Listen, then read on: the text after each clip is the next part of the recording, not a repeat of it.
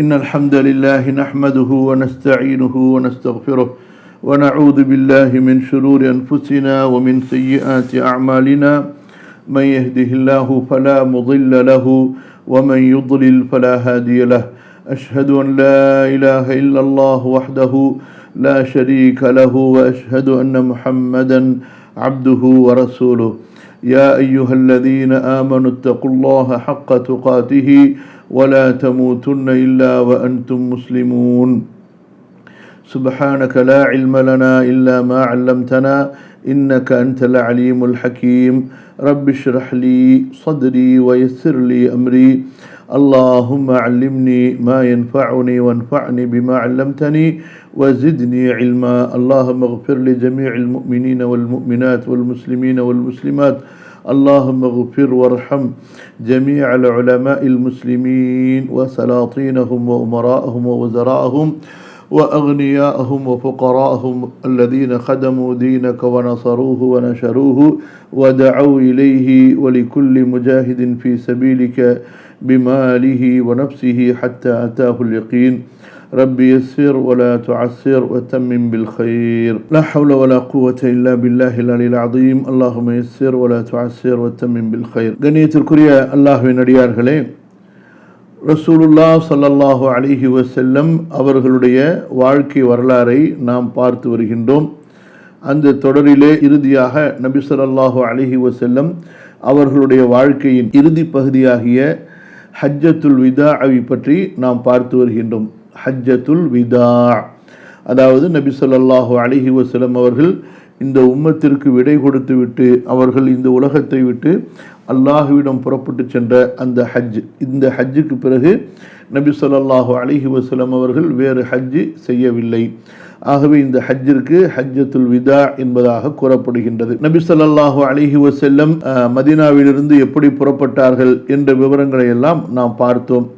சஹாபாக்களுக்கு நபி ஸல்லல்லாஹு அலைஹி வஸல்லம் அவர்கள் எப்படி தல்பியா சொல்ல வேண்டும், இஹ்ராமுடைய அந்த ஒழுக்கங்கள் என்ன, சட்டங்கள் என்ன என்பதையெல்லாம் நபி ஸல்லல்லாஹு அலைஹி வஸல்லம் அவர்கள் விவரித்து தங்களது தோழர்களை அவர்கள் அழைத்து செல்கிறார்கள். இப்படியாக ஒவ்வொரு நாளும் ரசூலுல்லாஹி ஸல்லல்லாஹு அலைஹி வஸல்லம் அவர்களுடைய பயணம் தொடர்ந்து கொண்டே இருக்கின்றது. இறுதியாக சென்ற அமர்விலே நாம் பார்க்கும் பொழுது நபி ஸல்லல்லாஹு அலைஹி வஸல்லம் மதீனாவிலிருந்து 71 கிலோமீட்டர் தொலைவில் இருக்கக்கூடிய அர்-ரௌஹா என்ற இடத்தை அவர்கள் வந்தடைகின்றார்கள். சஹாபாக்கள் உறக்க தல்பியா கூறிக்கொண்டிருந்த காரணத்தால் அவர்களுடைய தொண்டைகளெல்லாம் காய்ந்து விட்டன. சத்தங்கள் வெளியேறாமல் காற்றுகள் தான் அவர்களுடைய வாயிலிருந்து வெளியேறியது. அந்த அளவுக்கு தல்பியாவிலே சஹாபாக்கள் மும்மரமாக ஈடுபட்டிருந்தார்கள். தல்பியா ஓதுவது ஹஜ்ஜுடைய உயர்ந்த வணக்கங்களில் ஒரு முக்கியமான ஒரு வணக்கமாகும். தல்பியா ஓதுவது ஹஜ்ஜுடைய வணக்கங்களில் மிக மிக முக்கியமான ஒன்று. நபி ஸல்லல்லாஹு அலைஹி வஸல்லம் அவர்களிடத்தில் கேட்கப்பட்ட போது, அதாவது ஹஜ்ஜிலே சிறந்த ஹஜ் எது என்பதாக கேட்கப்பட்ட போது அப்போது அவர்கள் கூறிய பதில் என்ன? அஃதலுல் ஹஜ்ஜி அல் ஹஜ்ஜு வஸ்ஸஜ்ஜு, அதாவது எந்த ஹஜ்ஜிலே தல்பியா அதிகமாக மொழியப்பட்டதோ, குர்பானி கொடுக்கப்பட்டதோ அது சிறந்த ஹஜ் என்பதாக சொன்னார்கள்.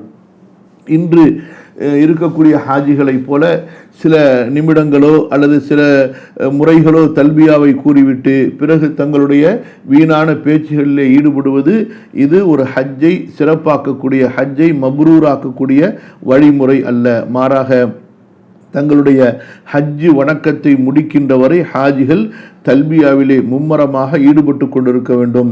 மற்றவர் சொல்வதை எதிர்பார்க்காமல் ஒவ்வொரு ஹாஜும் அது தனிப்பட்ட அல்லாஹுடைய திக்ர் என்ற அடிப்படையிலே அல்லாஹுவிற்கும் இவருக்கும் இடையிலே அந்த தல்பியாவை அவர் சொல்லிக்கொண்டே இருக்க வேண்டும்.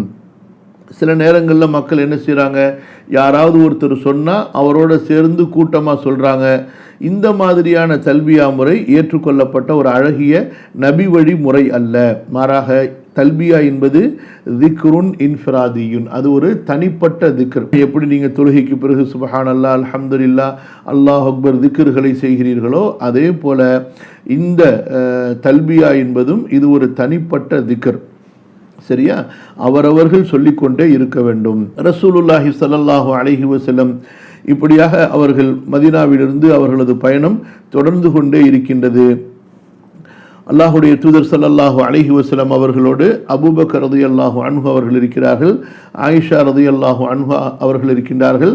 அதுபோன்ற அபூபக்கருடைய மகளார் அபூபக்கரோடு அஸ்மா ரலியல்லாஹு அன்ஹா அவர்களும் பயணம் செய்து வருகிறார்கள். அபூபக்கர் ரலியல்லாஹு அன்ஹு ரசூல் ஸல்லல்லாஹு அலைஹி வஸல்லம் அவர்களுடைய சாமான்களை எல்லாம் ஒரு ஒட்டகத்தின் மீது வைத்து அந்த ஒட்டகத்தை தன்னுடைய அடிமையிடம் கொடுத்திருந்தார்கள். அந்த அடிமை வருவதற்காக அபூபக்கர் ரலியல்லாஹு அன்ஹு அவர்களும் ரசூலுல்லாஹி ஸல்லல்லாஹு அலைஹி வஸல்லம் அவர்களும் எதிர்பார்த்து கொண்டிருந்தார்கள். எங்க அல் அரஜ் என்ற இடத்திலே கூடாரம் விட்டுவிட்டு. ஆனால் அந்த அடிமை வருகிறார், அவரோடு ரசூலுல்லாஹி ஸல்லல்லாஹு அலைஹி வஸல்லம் அவர்களுடைய ஒட்டகம் இல்லை. அபூபக்கர் கேட்கிறார்கள், ரசூல் ஸல்லல்லாஹு அலைஹி வஸல்லமுடைய சாமான்கள் எல்லாம் இருந்த ஒட்டகம் எங்கே என்று. அவர் சொல்கிறார், அபூபக்கர் அவர்களே, அந்த ஒட்டகம் நேற்றே தொலைந்து விட்டது என்பதாக. சரி, உன்னுடைய ஒட்டகம் எங்கே, அதையும் நான் தொலைத்து விட்டேன் என்பதாக அந்த அடிமை சொன்னவுடன் அபூபக்கர் ரலியல்லாஹு அன்ஹு அவர்களுக்கு கோபம் ஏற்பட்டு விடுகிறது. தனது அடிமையை அடிக்கிறார்கள். அல்லாஹுடைய தூதர் ஸல்லல்லாஹு அலைஹி வஸல்லம் அபூபக்கரை அவ்வளவு அழகாக கண்டிக்கின்றார்கள். இதோ சிரித்தவர்களாக, புன்முறுவல் பூத்தவர்களாக, இதோ பாருங்கள், இந்த முஹ்ரிம் செய்யக்கூடிய, இஹ்ராமுடைய நிலையில் இருக்கக்கூடிய இவர் செய்யக்கூடிய செயலை பாருங்கள் என்பதாக சொல்கிறார்கள். அதற்கு பிறகு அபூபக்கர் ரலியல்லாஹு அன்ஹு அவர்கள் அடிப்பதை நிறுத்திக் கொள்கிறார்கள், விலகிக் கொள்கிறார்கள். பிறகு ரசூலுல்லாஹி ஸல்லல்லாஹு அலைஹி வஸல்லம் அவர்களுக்கு அங்கே சில உணவுகள் கொண்டு வரப்படுகின்றன. பாலாடை கட்டி, அது போன்று பேரித்தம்பழங்கள். நபி ஸல்லல்லாஹு அலைஹி வஸல்லம் அவர்கள் அபூபக்கரை அழைத்து, அபூபக்கரோ தனது அடிமையின் மீது கோபமுள்ளவராக இருக்கிறார். அபூபக்கரே ரிலாக்ஸ், ஹவ்வின் அலைக்க யா அபூபக்கர், அபூபக்கரே இதை சாதாரணமாக எடுத்துக்கொள்ளுங்க. பாருங்கள், ஒட்டகம் காணோம், ஒட்டகத்தின் மேல் உள்ள சாமான்கள் காணோம், எல்லாம் காணோம். ரசூல் ஸல்லல்லாஹு அலைஹி வஸல்லம் சொல்கிறாங்க, இதை சாதாரணமாக எடுத்துக்கொள்ளுங்கள். ஹவ்வின் அலைக்க யா அபூபக்கர், அபூபக்கரே ரிலாக்ஸ், உங்களை நீங்கள் மென்மைப்படுத்திக் கொள்ளுங்கள் என்பதாக. இன்னல் அம்ர லைஸ லக வலா இலைனா, அதிகாரம் உங்களுக்கும் இல்லை நமக்கும் இல்லை. காணா போகணுன்னு இருக்கிறது, காணாதான் போகுது, நம்ம என்ன செய்ய முடியும் என்பதாக. அது மட்டுமல்ல, நம்முடைய அடிமை அந்த தன்னுடைய ஒட்டகம் காணாமல் போய்விடக்கூடாது என்பதிலே கவனமாகத்தான் இருந்திருப்பார். ஆனாலும் என்ன செய்யறது, எது காணா போகணுமோ அது போய் தான் ஆகணும். இதோ அல்லாஹ் நமக்கு நல்ல உணவை கொடுத்திருக்கிறான் என்று கூறிய உடனே ரசூல் ஸல்லல்லாஹு அலைஹி வஸல்லம் அவங்களும் சொல்லிட்டு சாப்பிட்டாங்க, அபூபக்கரும் சாப்பிட்டாங்க, கூட இருக்கவங்களும் சாப்பிட்டாங்க. கொஞ்ச நேரத்தில் பார்த்தா சுப்ஹானல்லாஹ், சஃப்வான் இப்னு அல் முஅத்தல் ரலியல்லாஹு அன்ஹு கூட்டத்துடைய கடைசியில் இருந்தார். ரசூல் ஸல்லல்லாஹு அலைஹி வஸல்லம் எப்போது என்ன செய்வாங்க, அதாவது தங்களுடைய தோழர்களில் ஒரு பகுதி, ஒருவரையோ இருவரையோ மூவரையோ கடைசியில் வர சொல்லுவாங்க. ஏன்னா யாராவது சாமான் விட்டுட்டா அந்த சாமான்களை எல்லாம் எடுத்துக்கொண்டு வருவதற்காகவும், தங்களுடைய கால்நடைகள், ஒட்டகங்கள், குதிரைகள் ஏதாவது தங்கிவிட்டால், தவறிவிட்டால் அவற்றை இழுத்து வருவதற்காகவும். அந்த அடிப்படையில் கூட்டத்தாருடைய பின்பகுதியில் இருந்த சஃப்வான் இப்னு முஅத்தல் ரலியல்லாஹு அன்ஹு ரசூலுல்லாஹி ஸல்லல்லாஹு அலைஹி வஸல்லம் அவர்களுடைய தவறிப்போன அந்த ஒட்டகத்தை இழுத்து வருகிறார். இதை எல்லா சாமான்களெல்லாம் அப்படியே இருக்குது. சரிங்களா, ரசூலுல்லாஹி ஸல்லல்லாஹு அலைஹி வஸல்லம் அவர்களிடத்தில் அந்த ஒட்டகத்தை கொண்டு வந்து சேர்க்கிறார். சரிங்களா, இதற்கு பிறகு ரசூலுல்லாஹி ஸல்லல்லாஹு அலைஹி வஸல்லம் அவர்களுக்கு இன்னும் கொஞ்சம் தூரம் போனதுக்கு பிறகு அங்கிருந்து நபி ஸல்லல்லாஹு அலைஹி வஸல்லம் அவர்களுக்கு கடுமையான தலைவலி வருகிறது. நபி ஸல்லல்லாஹு அலைஹி வஸல்லம் தங்களுடைய தலையின் நடுப்பகுதியிலே அவர்கள் ஹிஜாமா, ரத்தம் குத்தி எடுத்தார்கள். இது சஹீஹுல் புகாரி, சஹீஹ் முஸ்லிமிலே பதிவாகி இருக்கக்கூடிய ஹதீஸ். இப்படியாக நபி ஸல்லல்லாஹு அலைஹி வஸல்லம் அவர்களுடைய பயணம் தொடர்கிறது. மக்காவை அவர்கள் கொஞ்சம் கொஞ்சமாக நெருங்கி கொண்டிருக்கிறார்கள், மதீனாவிலிருந்து தூரமாகி கொண்டிருக்கிறார்கள். இந்த நிலையில அல்லாஹுடைய தூதர் ஸல்லல்லாஹு அலைஹி வஸல்லம் அவர்கள் ஒரு பள்ளத்தாக்கை கடக்கிறார்கள். இது என்ன பள்ளத்தாக்கு என்பதாக கேட்கிறார்கள். தோழர்கள் சொல்கிறார்கள், இது வாதில் அஸ்ரக் என்பதாக அவர்களுக்கு பதில் சொல்லப்படுகிறது. அல்லாஹுடைய தூதர் ஸல்லல்லாஹு அலைஹி வஸல்லம் தாங்கள் பார்த்த ஒரு காட்சியை சஹாபாக்களுக்கு விவரிக்கிறார்கள். கவனிங்க, இது சஹீஹுல் புகாரி, சஹீஹ் முஸ்லிமில் பதிவாகி இருக்கக்கூடிய ஹதீஸ். என்ன காட்சியை பார்க்கிறார்கள்? நான் மூசாவை பார்க்கிறேன், நான் மூசாவை பார்ப்பது போன்று இருக்கிறது. அதாவது பார்க்குறாங்க, அதாவது இந்த பள்ளத்தாக்கினுடைய மலையிலிருந்து அவர்கள் இறங்கி வருகிறார்கள். கடுமையான உரத்த குரலிலே தல்பியா சொல்லியவர்களாக, அல்லாஹுவின் பக்கம் ஏங்கியவர்களாக அவர்கள் தல்பியா கூறிக்கொண்டு இந்த பள்ளத்தாக்கிலிருந்து இறங்கக்கூடிய காட்சியை நான் பார்க்கிறேன். கஅன்னி அன்துரு இலா மூஸா அலைஹிஸ்ஸலாம் ஹாபிதன் மின ஸனிய்யதி வலஹு ஜுஆருன் இலல்லாஹி பித்தல்பியா. அதுக்கு பிறகு ரசூலுல்லாஹ் ஸல்லல்லாஹு அலைஹி வஸல்லம் ஹர்ஷா என்ற அந்த மலை வழியை கடக்கின்றார்கள். இது என்ன மலை வழி சனியா என்பதாக கேட்கின்றார்கள். குன்று, மலை குன்று, சரிங்களா? சொல்கின்றார்கள் ஹர்ஷா என்ற மலை குன்று, ஹர்ஷா அல்லது ஹர்ஷி. அப்போ அதாவது தோழர்கள் சொன்னவுடன் நபி ஸல்லல்லாஹு அலைஹி வஸல்லம் சொல்கிறார்கள், கஅன்னி அன்துரு இலா யூனுஸ் இப்னு மத்தா அலைஹிஸ்ஸலாம் அலா நாகத்தின் ஹம்ரா ஜஇதத்தின் அலைஹி ஜுப்பத்துன் மின் சூஃபின் ஹுதாமு நாகத்திஹி குல்பத்துன் வஹுவ யுலப்பி முத்தஃபக்குன் அலைஹி. நான் சிவந்த ஒட்டகையின் மீது யூனுஸ் அலைஹிஸ்ஸலாம் அவர்கள் அமர்ந்து தல்பியா கூறியவர்களாக வருவதை நான் பார்க்கிறேன் என்பதாக அல்லாஹுடைய தூதர் ஸல்லல்லாஹு அலைஹி வஸல்லம் அவர்கள் தாங்கள் கண்ட அந்த காட்சி, அல்லாஹ் காண்பித்து கொடுத்த அந்த காட்சியை சொல்லி காட்டுகின்றார்கள். இந்த இடத்துல ஒரு விஷயத்தை கவனிக்கணும், நல்லா புரிந்து கொள்ளுங்க. அதாவது அல்லாஹ் சுப்ஹானஹு வ தஆலாவுடைய ஏற்பாடு என்பது இந்த உலகத்தில் பல விதமாக இருக்கு. ஒரு ஏற்பாடு என்ன? பொதுவான ஏற்பாடு. அந்த ஏற்பாடை பொறுத்த வரைக்கும் அது எல்லா மக்களுக்கும் பொருந்தக்கூடியது. நபிமார்களோடு அல்லாஹ் சுப்ஹானஹு வ தஆலாவுடைய ஏற்பாடு என்பது அது ஒரு வித்தியாசமான ஏற்பாடு. அந்த ஏற்பாட்டில் நம்முடைய அறிவை நாம் புகுத்த முடியாது. அது அல்லாஹுடைய நேரடியான வல்லமையோடு சம்பந்தப்பட்டது. நல்லா கவனிங்க. அல்லாஹ் சுப்ஹானஹு வ தஆலா அவனுடைய குத்ரத், அவனுடைய வல்லமைக்கு எதுவும் தூரமானதல்ல. அவன் எதை வேண்டுமானாலும் நிகழ்த்தலாம். அல்லாஹ் சுப்ஹானஹு வ தஆலா ஒன்றுமே இல்லாத ஒரு மனிதனை படைக்கும்போது, இத்தனை கோடான கோடி உயிர்களை படைக்கும்போது, படைத்த உயிர்களை மீட்பதோ, அந்த உயிர்களை எந்த நேரத்தில் எப்படி கொண்டு வர வேண்டுமோ அப்படி கொண்டு வருவதோ அல்லாஹ்விற்கு தூரமானது அல்ல. அந்த அடிப்படையில் நபிமார்களை பொறுத்த வரைக்கும் அவர்களுடைய அந்த உறவு என்பது, அவர்களுக்கும் அல்லாஹுக்கும் இடையில் உண்டான உறவு தொடர்பு என்பது அது பொதுவான தொடர்பு உறவுகளிலிருந்து அப்பாற்பட்டது. மூசா அலைஹிஸ்ஸலாத்து வஸ்ஸலாம் அவர்கள் பொறித்து வைத்திருந்த அந்த மீன் உயிராகி அது கடலுக்குள்ளார போயிருச்சு. கடலுக்குள்ளார போனது, அது ஒரு கடல்ல எந்த இடத்துல தண்ணிக்குள்ளார போனுச்சோ அந்த தண்ணி பொந்தா இருக்குது. பொதுவாக தண்ணி என்பது உடனுக்குடனே சேர்ந்து கொள்ளக்கூடிய அளவுக்குண்டான அறிவியல் உடையது. ஆனால் மூசா அலைஹிஸ்ஸலாத்து வஸ்ஸலாம் அவர்களுக்கு எப்பேற்பட்ட அற்புதம்! ஒன்று பொரித்த மீன் அல்லது சமைத்த மீன் அல்லது சுட்ட மீன் உயிராயிருச்சு, துள்ளி கடலுக்குள்ளார குதிச்சிருச்சு. குதிச்ச இடம் அப்படியே அந்த இடத்துல தெரியக்கூடிய அளவுக்கு இருக்குது. ஸோ சில முட்டாள்கள் என்ன சொல்லுவாங்க, ஹதீஸுகளில் இந்த மாதிரி அறிவுக்கு அப்பாற்பட்ட விஷயங்கள் வரும் பொழுது இதெல்லாம் சாத்தியமாக இருக்குமா என்று மறுப்பார்கள். இதில் வேறு அவங்க தௌஹீத் பேசுவாங்க, குர்ஆன் ஹதீஸ் வஹீ தான் மார்க்கம்னு பேசுவாங்க. ஆனால் அந்த முட்டாள்கள் வஹீலேயே சந்தேகப்படுவாங்க. வஹீயை ஏற்றுக்கொள்ள வேண்டும் என்று சொல்வார்கள். வஹீ என்றால் என்ன? அல்லாஹ்வின் புறத்திலிருந்து ரசூல் ஸல்லல்லாஹு அலைஹி வஸல்லம் அவர்களுக்கு கொடுக்கப்பட்ட செய்தி. அது குர்ஆனில் ஓதப்பட்டாலும் சரி அல்லது ஹதீஸுகளிலே படிக்கப்பட்டாலும் சரி, சனத் அறிவிப்பாளருடைய தொடர் நமக்கு சரியாக இருக்க வேண்டும், அவ்வளவுதான். நம்பத்தகுந்த அறிவிப்பாளர் கூறிவிட்டால் அது அல்லாஹுடைய தூதர் ஸல்லல்லாஹு அலைஹி வஸல்லம் கூறியதுதான் என்பது உறுதியாகிவிடும். குர்ஆனை நம்ம எப்படி ஏற்றுக்கொள்கிறோம்? நம்பத்தகுந்த அறிவிப்பாளர்கள் அறிவித்து அதன் மூலமாகத்தான் குர்ஆனை நம்ம நம்புகிறோம். அதே போல தான் ஹதீஸுகள் என்பதை நம்பத்தகுந்த அறிவிப்பாளர்கள் அறிவித்து விட்டார்களே ஆனால் அவற்றை நம்புவதை தவிர அவற்றை குடைந்து ஆராய்வதோ அல்லது சிந்தனைக்கு ஏற்றுக்கொள்ள முடியவில்லை என்று மறுப்பதோ அல்லது அறிவியலால் நிரூபிக்க முடியவில்லை என்று மறுப்பதோ நிச்சயமாக ஒரு பெரிய வழிகேடு. புரியுதா? அறிவியலால் நிரூபிக்கப்பட்டது தான் ஹதீஸ் என்று சொன்னால் அட முட்டாள்களுடைய பரம்பரைகளா? இப்போ இதை எப்படி சொல்லுவீங்க? அல்லாஹ் தஆலா அல் குர்ஆனில் சொல்கிறான், மூசா அலைஹிஸ்ஸலாம் அவங்களுடைய சமைக்கப்பட்ட மீன், அது பொரிக்கப்பட்டிருந்ததோ வறுக்கப்பட்டிருந்ததோ சுடப்பட்டிருந்ததோ எப்படியோ அந்த மீன் உயிராகி உள்ளார உளுந்துருச்சு. அந்த இடம் ஃபத்தஹத ஃபில் பஹரி சரபான்னு அல்லாஹ் சொல்கிறான். பொந்தா அப்படியே இருந்தது என்பதாக. இதை எப்படி நிரூபிப்பீங்க நீங்கள்? அதே போல் மூசா அலைஹிஸ்ஸலாம் அவர்கள் கடலை தடியால் அடிக்க அது 12 பிரிவுகளாக பிரிஞ்சது. கல்லில் தடியால் அடிக்க அதிலிருந்து 12 ஊற்றுக்கண்கள் ஒரு பாறையிலிருந்து தண்ணி வெளியானது.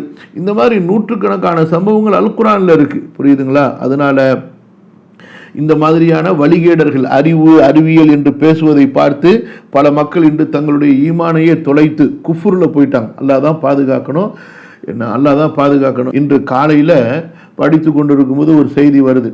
இந்த தமிழ்நாட்டில் தௌஹீத் ஜமாத்து அதனுடைய தலைவர்கள் ஹதீஸ் விமர்சனம் பண்ணி பேசும் பொழுது அவர்களுடைய ஃபாலோவர்ஸ், அதுக்கு கீழே உள்ள அறிஞர்கள் எந்த அளவுக்கு இப்போ முத்தி போயிடுச்சுன்னு சொன்னால் சொல்கிறதுக்கே பயமாக இருக்குது, ரொம்பவும் அச்சமாக இருக்குது. பைபிள் மாதிரி, பைபிளில் எப்படி இட்டுக்கட்டப்பட்ட சம்பவங்கள் இட்டுக்கட்டப்பட்ட செய்திகள் வந்துருச்சோ அந்த மாதிரி சஹீஹுல் புகாரியில் இட்டுக்கட்டப்பட்டவை நிறைந்திருக்கின்றன என்பதாக பேசக்கூடிய அளவுக்கு ஷைத்தான்கள் அவர்களுடைய மூளைகளை குஃப்ரிலே தள்ளி இருக்கிறான். அல்லாஹ் பாதுகாக்கணும். யா அர்ஹமர் ராஹிமீன். சரி, ஆக இந்த விஷயத்தை நீங்கள் புரிஞ்சிருப்பீங்கன்னு நினைக்கிறேன். புரியுதா? ரசூலுல்லாஹி ஸல்லல்லாஹு அலைஹி வஸல்லம் அவர்களுக்கு அல்லாஹ் சுப்ஹானஹு வ தஆலா காண்பித்து கொடுத்தான். இன்னும் நான் உங்களுக்கு சில விளக்கங்களை சொல்கிறேன். நபி ஸல்லல்லாஹு அலைஹி வஸல்லம் மிஅராஜுக்கு போகும்போது எல்லா நபிமார்களையும் அல்லாஹு தஆலா அல் மஸ்ஜிதுல் அக்ஸால ஒன்று சேர்த்து நபி ஸல்லல்லாஹு அலைஹி வஸல்லம் அவர்களை தொழுகை நடத்தும்படி ஏற்பாடு செய்தான். மிஅராஜிலிருந்து வந்ததற்கு பிறகு மீண்டும் நபிமார்களுக்கு தொழ வைத்தார்கள்.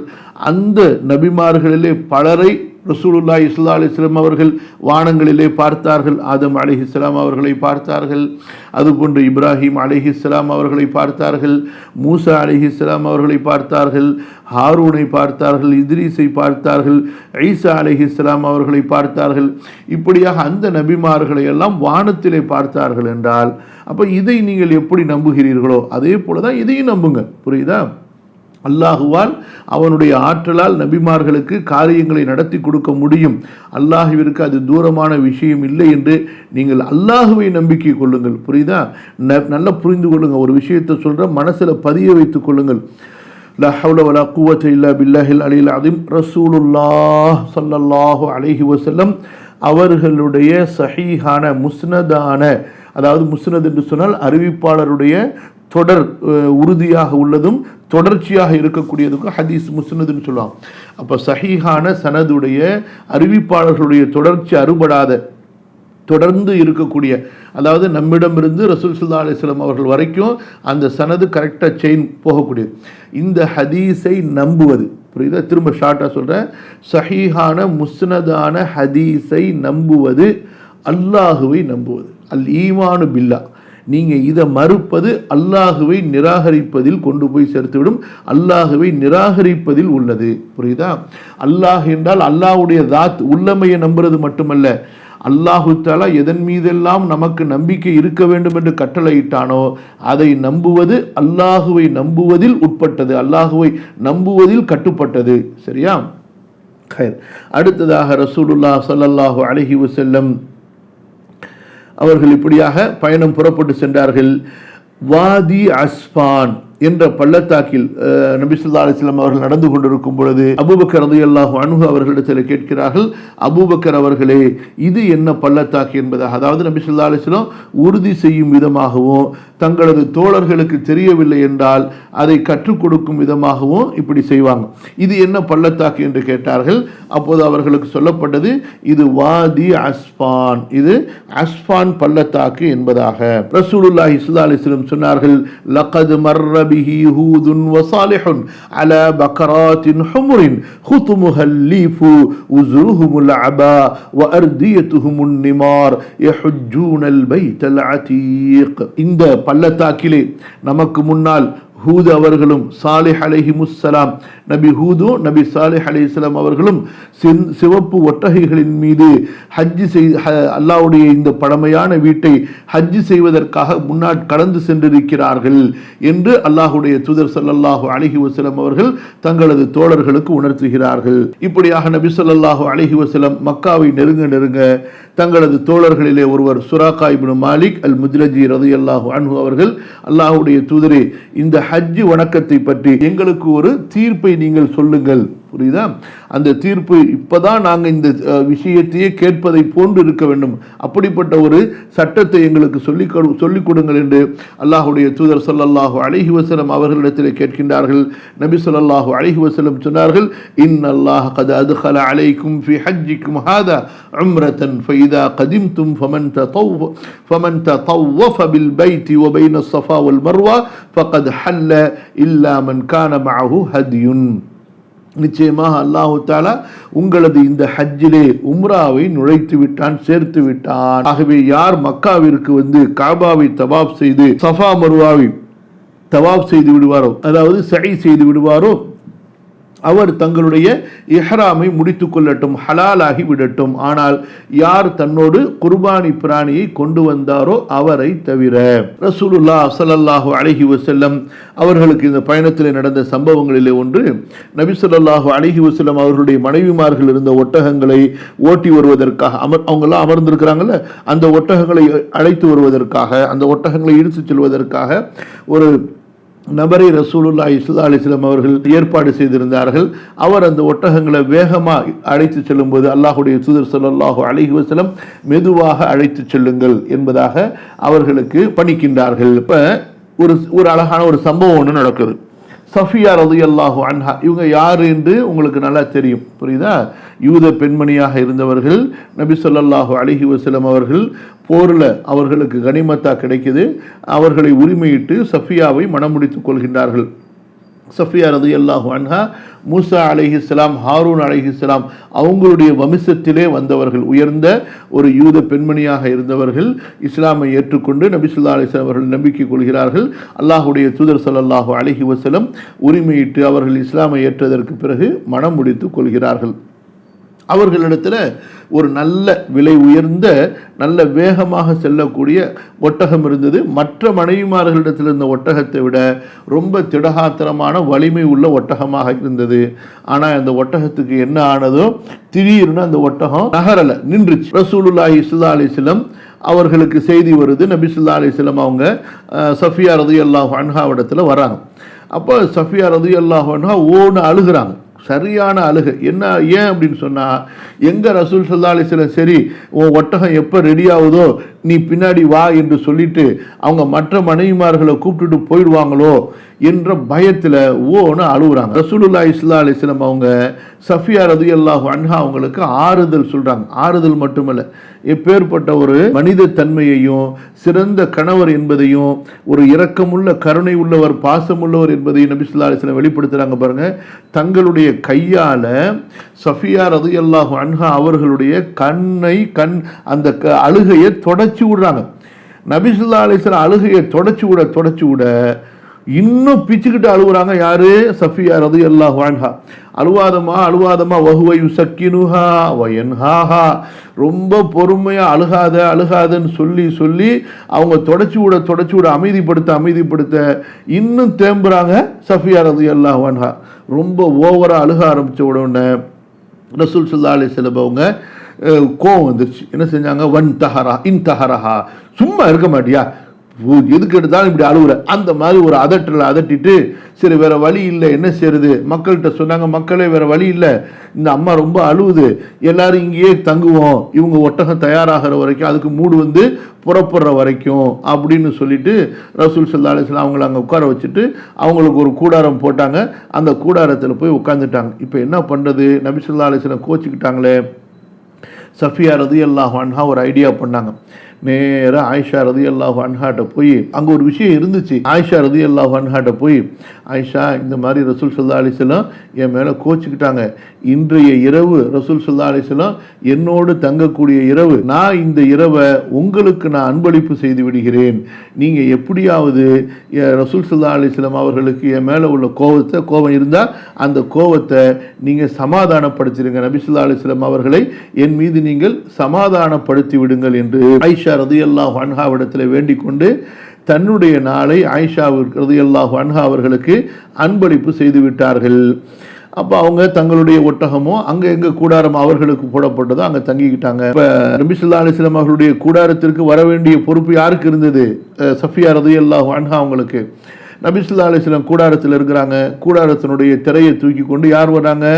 ஆயிஷா ரலியல்லாஹு அன்ஹா உள்ளார வர்றாங்க. உள்ளார வந்த உடனே ரசூல் ஸல்லல்லாஹு அலைஹி வஸல்லம் கேட்குறாங்க, ஆயிஷா இன்றைய நாள் உங்களுக்குள்ள நாள் அல்லவே என்று சொன்னபோது ஆயிஷா ரலியல்லாஹு அன்ஹா சொல்லுகின்றார்கள், ذَلِكَ فَضْلُ اللَّهِ يُؤْتِيهِ مَن يَشَاءُ, இது அல்லாஹுடைய அருள், அல்லாஹ் யாருக்கு நாடுகின்றானோ அவர்களுக்கு கொடுக்கின்றான் என்று கூறி, அதாவது சூசகமா சஃபியா அவர்கள் எனக்கு இந்த நாளை விட்டு கொடுத்து விட்டார்கள் என்று சொன்ன உடனே ரசூல் ஸல்லல்லாஹு அலைஹி வஸல்லம் அவங்களுக்கு சிரிப்பு வந்துருச்சு. நபி ஸல்லல்லாஹு அலைஹி வஸல்லம் அவர்கள் சந்தோஷப்பட்டு விட்டார்கள், ஆயிஷாவையும் பொருந்தி கொண்டார்கள். அப்ப இதிலிருந்து பல படிப்பினைகளை பாடங்களை நாம் இந்த இடத்துல படித்துக் கொள்ளலாம். ஒரு கணவன் மனைவி எப்படி இருக்கணும், அவர்களுக்கு மத்தியில் இருக்கக்கூடிய மனக்கசப்புகள் எப்படி நீக்கி கொள்ளப்பட வேண்டும், விட்டு கொடுத்தலை கொண்டும் மன்னித்தலை கொண்டும் பெருந்தன்மையை கொண்டும் அதுபோன்று ஒருவருக்கொருவர் புரிந்து யாருக்கு எது விருப்பமோ அந்த விருப்பத்திற்கு ஏற்ப நடந்து கொள்வதை கொண்டு கணவன் மனைவி தங்களுடைய பல பிரச்சனைகளை, மலை போன்ற பிரச்சனைகளை எல்லாம் மண் போன்று ஒரு தூசியை போன்று ஆக்கிவிடலாம். எப்போது இந்த விட்டு கொடுத்தலும் மன்னித்தலும் பெருந்தன்மையும் இருக்காதோ, தூசி போன்ற பிரச்சனைகளை எல்லாம் மலை போல பிரச்சனைகளாக ஆக்கி குடும்பத்தை நாசமாக்கலாம். புரியுதா? சமுதாயத்தை சீரழிக்கலாம், குழப்பங்கள் அத்தனைகளையும் கொண்டு வரலாம். அல்லாஹ் பாதுகாக்கணும். அதனால நாம தான் முடிவு செய்யணும் எப்படி நடந்து கொள்ள போகிறோம் என்று. சரியா? இன்று பல பெண்களை பார்க்கிறோம், மார்க்கம் சொல்லி இருக்கக்கூடிய காரணங்களை எல்லாம் பார்க்க மாட்டார்கள். தங்களுடைய சுய விருப்பு வெறுப்புக்காக வேண்டி உலகத்தையே ஒன்று கூட்டி விடுவார்கள், கியாமத்தையே உண்டாக்கி விடுவார்கள். அல்லாஹ் பாதுகாக்கணும். கணவனாக இருக்கட்டும் மனைவியாக இருக்கட்டும், அழகிய பொறுமையும் சகிப்புத்தன்மையும் விட்டு கொடுத்தலையும், சரிங்களா, அழகிய பொறுமை விட்டு கொடுத்தல் சகிப்புத்தன்மை, இதை கொண்டுதான் நம்ம ஒரு சிறந்த பாதுகாப்பான உறுதியான ஒரு புரிந்துணர்வுடைய குடும்பத்தை கட்டி எழுப்ப முடியுமே தவிர என்னுடைய விருப்பத்துக்கு தான் எல்லாம் நடக்கணும், என் விருப்பத்திற்கு தான் எல்லாமே கட்டுப்படணும், என் விருப்பத்தின்படி தான் எல்லாமே இயங்க வேண்டும் என்று நினைத்தால் அப்போ எந்த குடும்பமுமே ஒரு சீராக அமைதியாக இயங்க முடியாது. இப்போ பாருங்க, ரசூல் ஸல்லல்லாஹு அலைஹி வஸல்லம் அவர்களுக்கு அந்த இடத்துல தங்க வேண்டும் என்ற எந்த ஒரு எண்ணமுமே இல்லை. அவங்க இன்னும் முடிஞ்ச அளவுக்கு நம்ம இரவு, அதாவது இருட்டுறதுக்குள்ளார, எப்போதும் ரசூல் ஸல்லல்லாஹு அலைஹி வஸல்லம் உடைய வழக்கம் என்னன்னு சொன்னால் இரவனுடைய முற்பகுதி போய்கிட்டே இருப்பாங்க. போய் மகரிபி இஷாவை ஒன்றா தொழுதுட்டு உடனே தூங்கிடுவாங்க. அதே போல் சுபுஹுடைய வக்து, ஃபஜ்ருடைய அவ்வல் வக்து வர்றதுக்கு முன்னாடி தஹஜ்ஜத் நேரத்தில் எந்திரிச்சு நபி ஸல்லல்லாஹு அலைஹி வஸல்லம் அவர்கள் ஏதாவது தொழுக வேண்டியது இருந்தால் தொழுதுட்டு உடனே புறப்பட்டு போயிடுவாங்க.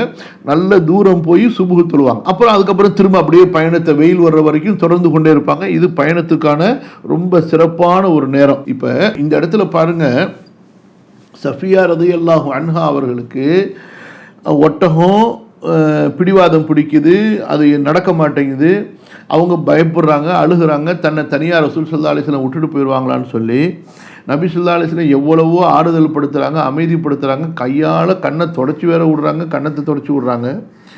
இருந்தாலும் ரசூல் ஸல்லல்லாஹு அலைஹி வஸல்லம் கொஞ்சம் நேரத்தில் விட்டுட்டு போயிடுவாங்களோங்கிற பயத்தில் இன்னும் ஓவராக அழுகிறாங்க. அப்போ வேறு வழி இல்லை. இப்போ நபி ஸல்லல்லாஹு அலைஹி வஸல்லம் என்ன செய்கிறாங்க, சஃபியா ரலியல்லாஹு அன்ஹாவுடைய விருப்பத்திற்காக அவர்கள் இறங்கி வந்து விடுகின்றார்கள். கொஞ்சம் அதட்டுறாங்க, அது இருக்க தான் செய்யும், புரியுதுங்களா? அப்போ அதட்டிட்டு நபி ஸல்லல்லாஹு அலைஹி வஸல்லம் சரி எல்லாரும் இங்கேயே தங்கிடுவோம் என்பதாக தங்கி விடுகிறார்கள். எவ்வளவு பெரிய ஒரு விட்டு கொடுத்தல் பாருங்க, புரியுதா?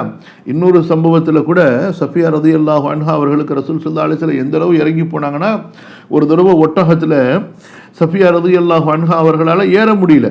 நபி ஸல்லல்லாஹு அலைஹி வஸல்லம் கீழே அமர்ந்து கொண்டு தன்னுடைய முட்டுக்காலை அவர்கள் மடக்கி வைக்கிறார்கள். அந்த முட்டுக்காலின் மீது கால் வைத்து ஏறி சஃபியா ரலியல்லாஹு அன்ஹா தங்களது ஒட்டகத்தின் மேல் உள்ள அந்த இருக்கையின் மீது அமர்கிறார்கள். அந்த அளவுக்கு ரசூலுல்லாஹ் ஸல்லல்லாஹு அலைஹி வஸல்லம் அவர்கள் தங்களது மனைவிக்காக சஃபியாவுக்காக விட்டு கொடுத்திருக்கிறார்கள். இதெல்லாம் நம்ம புரிஞ்சு கொள்ளணும். அடுத்ததாக ரசூலுல்லாஹி ஸல்லல்லாஹு அலைஹி வஸல்லம் இப்படியாக தங்களுடைய பயணத்தை தொடர்ந்து மக்காவிற்கு அருகிலே வந்து விட்டார்கள், ஸரீஃப் என்ற இடத்திற்கு. இது மக்காவிலிருந்து சரியாக 11 கிலோமீட்டர் தொலைவில் இருக்கக்கூடிய இடம். அந்த இடம் வந்தவுடனே அல்லாஹுடைய தூதர் ஸல்லல்லாஹு அலைஹி வஸல்லம் சொன்னாங்க, யாரெல்லாம் குர்பானி பிராணி கொண்டு வரலையோ அவர்கள் எல்லாம், குர்பானி பிராணி கொண்டு வராதவர்கள் எல்லாம் தங்களுடைய ஹஜ்ஜுடைய நியத்தை மாற்றிக்கொண்டு உம்ராவாக அதை ஆக்கி கொள்ளுங்கள், உம்ரா செய்துவிட்டு நீங்கள் உங்களுடைய இஹ்ராமை அவிழ்த்து கொள்ளுங்கள் என்று சொன்னாங்க. ஆனால் இதை கட்டளையாக வலியுறுத்தி சொல்லவில்லை. சரியா? இது புரிஞ்சு கொள்ளுங்க. அடுத்தது வாங்க, ஆயிஷா ரலியல்லாஹு அன்ஹா அவர்களை ரசூல் ஸல்லல்லாஹு அலைஹி வஸல்லம் சந்திச்சா இந்த பக்கம் நம்ம அம்மா இவங்க ஒரு பக்கம் அழுதுகிட்டு உட்கார்ந்துருக்கிறாங்க. என்னடா இது, ஏன் ஆயிஷா நீங்கள் அழுகுறீங்கன்னு கேட்டால், அல்லாஹ்வுடைய தூதரே எனக்கு நான் இந்த வருஷம் ஏன் ஹஜ்ஜுக்கு வந்தேன் அப்படின்னு கவலையாக இருக்குது, வந்திருக்க கூடாதே அப்படின்னு அழுகுறாங்க. இது என்ன புது பஞ்சாயத்தாக இருக்குது? மா யுப்கீகி ஆயிஷா காலத்தில் வதித்து வல்லாஹி அன்னீலம் அஹுஜ்ஜ ஹாதல் ஆம், இந்த வருஷம் நான் ஹஜ்ஜுக்கு வந்திருக்க கூடாதே அப்படின்னு அழுகுறாங்க. ரசூல் ஸல்லல்லாஹு அலைஹி வஸல்லம் புரிஞ்சுக்கிட்டாங்க.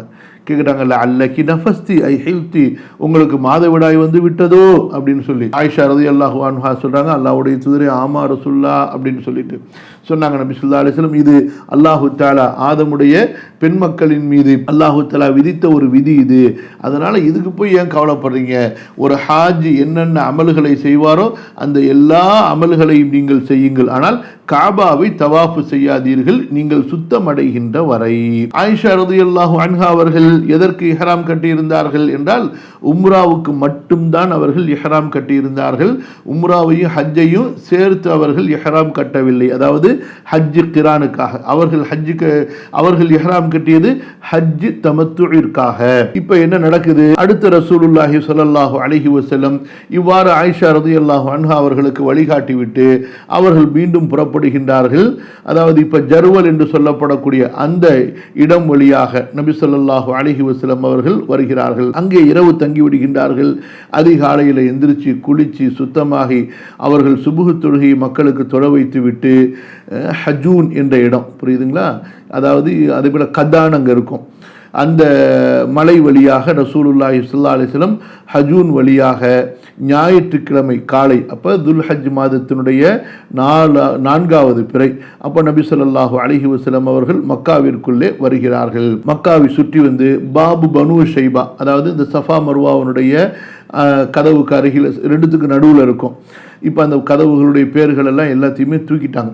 அந்த பனு ஷைபாவுடைய அந்த வழி, இது வந்து முன்னாடி வந்து கதா ஜஹூன் என்பது எங்கே இருக்குன்னு சொன்னால், இப்போ நம்ம வந்து அந்த கிங் அப்துல் அசீஸ் கேட் இருக்கு பாருங்க, அந்த பக்கமாக உள்ளார வந்து பிறகு இப்படி சுற்றி வந்து இந்த பக்கமாக ரசூலுல்லாஹி ஸல்லல்லாஹு அலைஹி வஸல்லம் போகிறாங்க. ஏன்னு சொன்னால், இப்படி போகும் பொழுது நேரடியாக ஹஜருல் அஸ்வதை நோக்கி போயிடலாம். ரசூலுல்லாஹி ஸல்லல்லாஹு அலைஹி வஸல்லம் இவ்வாறு உள்ளே நுழைந்து ஹஜருல் அஸ்வதை தொட்டார்கள், அதுக்கு முத்தமிட்டார்கள். வஃபாதத் ஐனாஹு பில் புகா, அல்லாஹ்வுடைய தூதர் ஸல்லல்லாஹு அலைஹி வஸல்லம் தேம்பி அழுதார்கள். கண்களிலிருந்து கண்ணீர் அப்படியே கொட்டு என்று கொட்டின. பிறகு 7 தவாஃபுகள், அதாவது 7 சுற்றுகள் காபாவை தவாஃப் செய்தார்கள். முதல் 3 சுற்றிலே அவர்கள் தோள்களை குலுக்கியவர்களாக, தங்களது பாதங்களை நெருக்கமாக வைத்தவர்களாக ரமுல் செய்தார்கள். அதற்கு முன்பாக தங்களுடைய இஹ்ராமுடைய ஆடையை அவர்கள் மாற்றிக்கொண்டார்கள். அதாவது வலது புஜம் தெரியும்படி அவர்கள் தங்களுடைய இஹ்ராமுடைய ஆடையை அவர்கள் கீழிருந்து கம்கட்டுக்கு கீழிருந்து கொண்டு வந்து, அதாவது இடது புஜத்தின் மீது அவர்கள் போட்டுக்கொண்டார்கள். இதற்கு இல்திபா என்று சொல்லப்படும். ஒவ்வொரு முறையும் ஹஜருல் அஸ்வதிற்கு அருகிலே வரும்போது அல்லாஹ்வுடைய தூதர் ஸல்லல்லாஹு அலைஹி வஸல்லம் அதை நோக்கி இஷாரா செய்வார்கள், அல்லது அதை தொட்டு முத்தமிடுவார்கள், அல்லது தங்களுடைய கைத்தடியால் தொட்டு முத்தமிட்டார்கள். இப்படியாக ரசூலுல்லாஹி ஸல்லல்லாஹு அலைஹி வஸல்லம் அவர்கள் தங்களுடைய தவாஃபை செய்கிறார்கள். ஹஜருல் அஸ்வத் கிட்ட ஒவ்வொரு தடவை வரும் பொழுதும் அல்லாஹு அக்பர் என்று தக்பீர் கூறிக்கொண்டார்கள். ருக்குன யமானி அது போன்ற ஹஜருல் அஸ்வத், இந்த இரண்டுக்கும் இடையிலே ரப்பனா ஆத்தினா ஃபித் துன்யா ஹஸனா வ ஃபில் ஆখিরাতি ஹஸனத்தன் வகினா அஸாபன்னார் என்ற துஆவை நபி ஸல்லல்லாஹு அலைஹி வஸல்லம் தொடர்ந்து ஓதி வந்தார்கள். இந்த இடத்துல சில ஹாஜிகளை பார்க்கிறோம்.